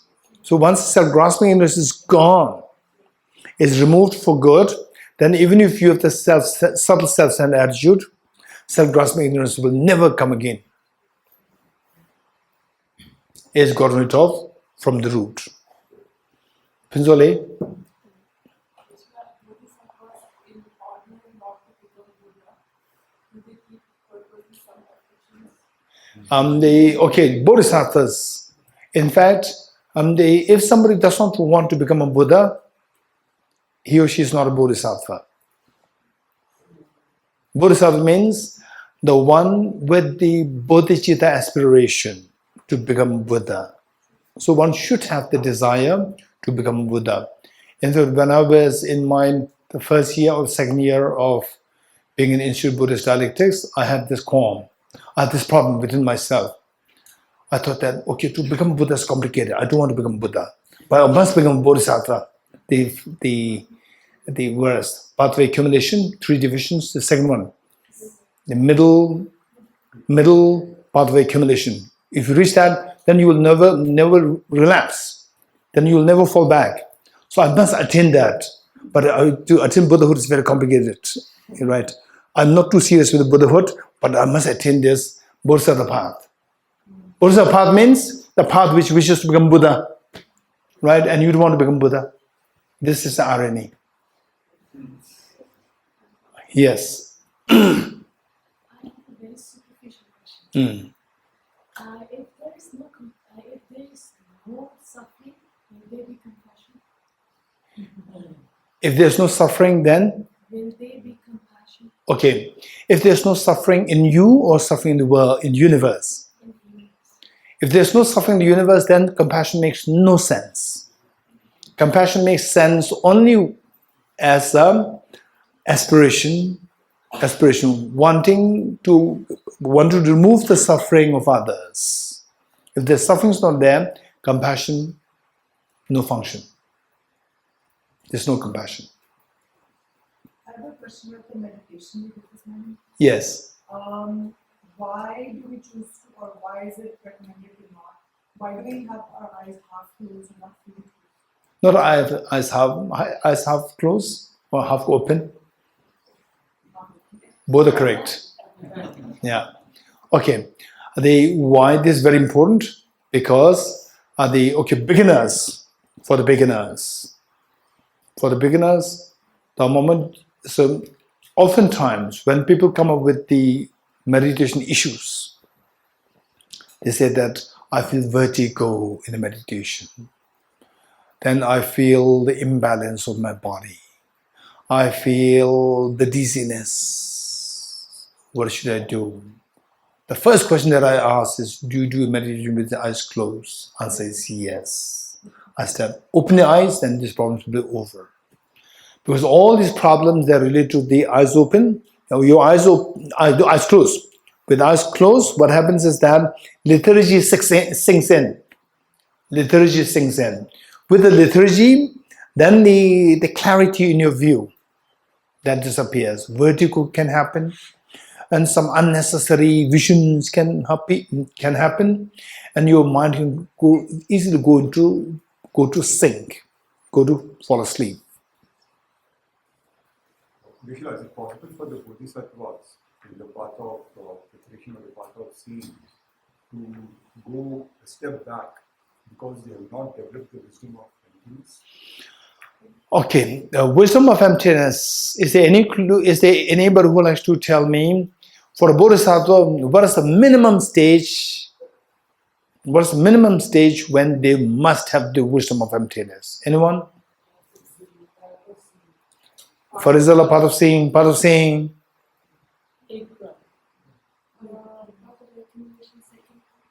Okay, middle part of accumulation.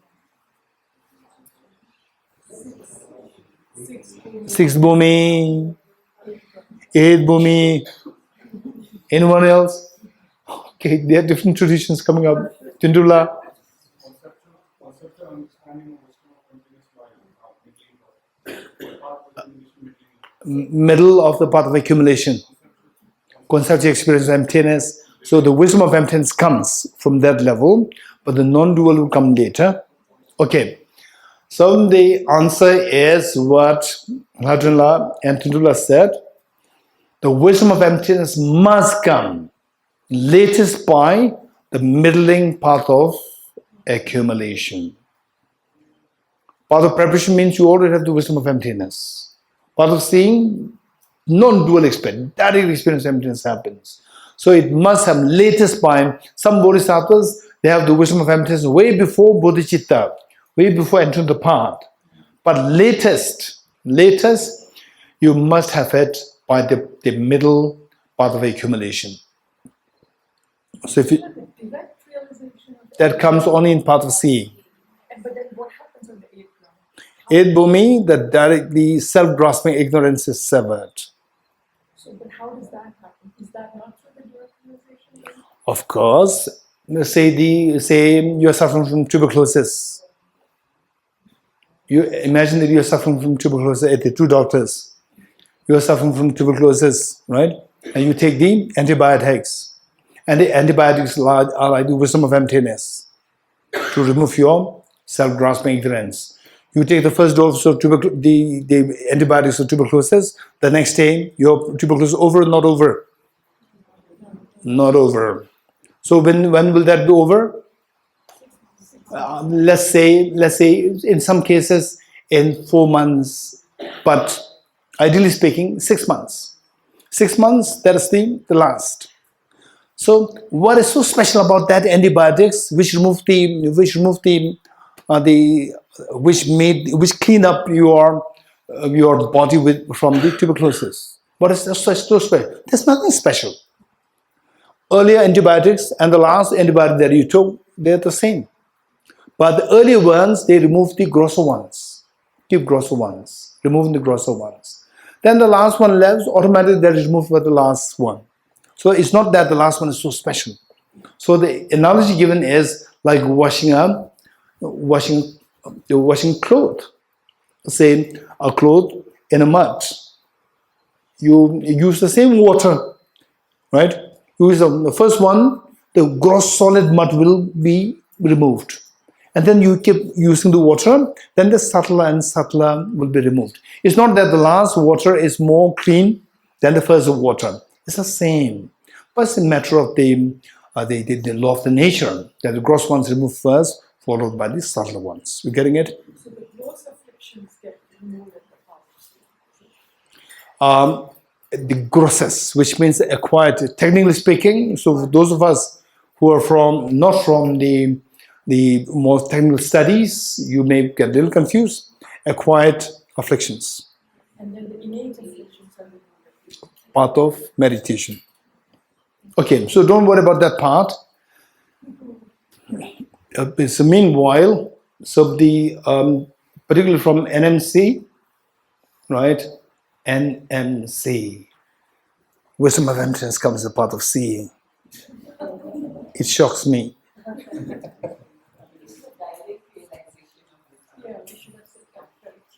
I did not say direct realization of emptiness. I said what is the later stage where you must have the wisdom of emptiness. That is the middling part of accumulation. The 5 parts. Gate, paragate, parasamgate, bodhi, swaha. These facts are so important. These facts are so important, and we can't just conjecture, we can't just guess. Gade, Gade, Para, Samgade, Bodhisattva. First Gade is part of accumulation. Second Gade is part of preparation. Third Paragade is part of seeing. Parasangade is part of meditation. Bodhisattva is part of normal learning. 5 parts. Okay, if you want to write it down. Part of accumulation, the first one. Part of accumulation. Part of accumulation. Number 2, part of preparation. Number 3, part of seeing. Number 4, part of meditation. And part of normal learning. Part of accumulation, preparation, seeing, meditation, normal learning.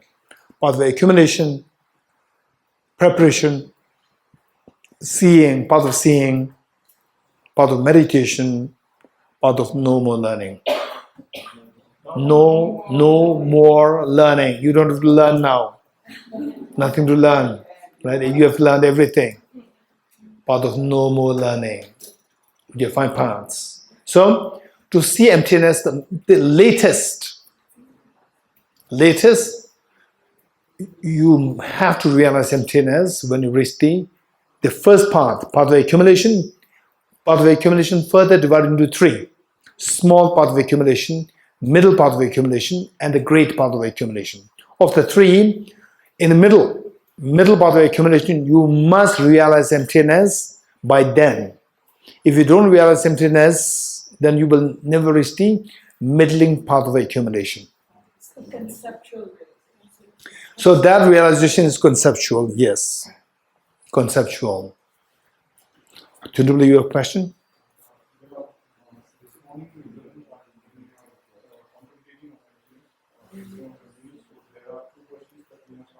Yes. So when practicing compassion, are there any such guidelines so that we can be sure that we are not diverging from the practice of compassion, not being taken away from that? Okay, this is a good question. Compassion part is more the Bodhicitta practice. This is what we're going to begin from tomorrow. Actually, I was thinking of starting it this 3rd session today, but we're going to do tomorrow. And interesting question.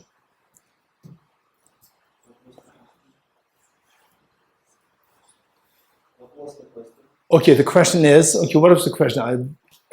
So when we practice compassion, how can we make sure that we are actually practicing compassion and not just being diverted away from our own self-centered attitude? Because self-centered attitude is kind of separate, it acts as a friend and kind of leaves you off the path. Are you good? In this book, there's one short text known as the 3 principal aspects of the path, or 3 principal paths, to put it simply. So there, Lama Tsongkhapa, the author of the text, Lama Tsongkhapa, he taught the 3 principal paths. What are they? Renunciation, Bodhicitta, and the wisdom of emptiness. And these 3 points, these three paths, Lama Tsongkhapa taught in 3 more points. To 3 points, he explained each of these 3 paths. So, what are the 3 points on the basis of the renunciation is explained? The first point, renunciation, explained in 3 points. 1, why do we have to cultivate renunciation? Number 1, why? Why do we have to cultivate renunciation? Number 1. Number 2 is how to cultivate renunciation. Number 2. Number 3, what is the measure of having cultivated renunciation? To make sure that you don't deviate to this selfishness or whatever, right? What is the measure of having cultivated a genuine renunciation? Likewise for compassion, the Bodhicitta. For Bodhicitta, number 1, why should we have to cultivate Bodhicitta or the compassion? How to cultivate compassion and Bodhicitta? And what is the measure of having cultivated Bodhicitta? Likewise for emptiness. Why do we need to cultivate the wisdom of emptiness? And how to cultivate the wisdom of emptiness? And what is the measure of having cultivated the wisdom of emptiness? So these three things are there. So in other words, it's said that the Lama Tsongkhapa said that for the compassion to practice, how to make sure that your compassion is the genuine compassion, is that when the selfishness, it does not take over your practice, the selfishness. And this is a very interesting topic. The topic, how to demarcate between the selfishness and the real compassion. That is so important, which we're going to learn from tomorrow. Yeah. Okay, that's it.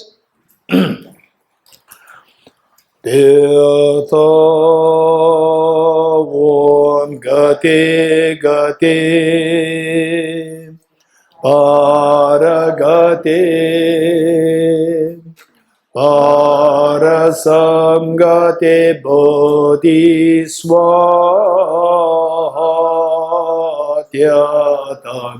Om Gate Gate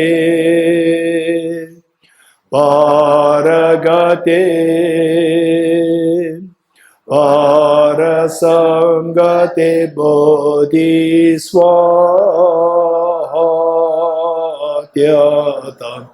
Om Gate Gate Paragate Parasamgate Bodhisattvas.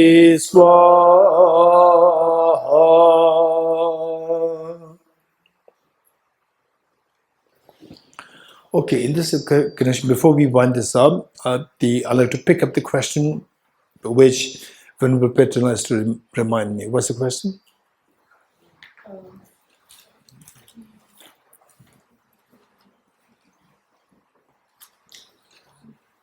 It was, is emptiness an affirming negative phenomena or a non-affirming?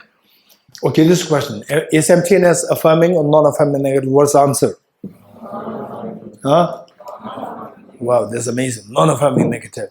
My question to you is, what is emptiness? Do you agree with me that emptiness is a short form of emptiness of independent existence? Yes, no? Yes. So when you say emptiness, it means emptiness of independent existence.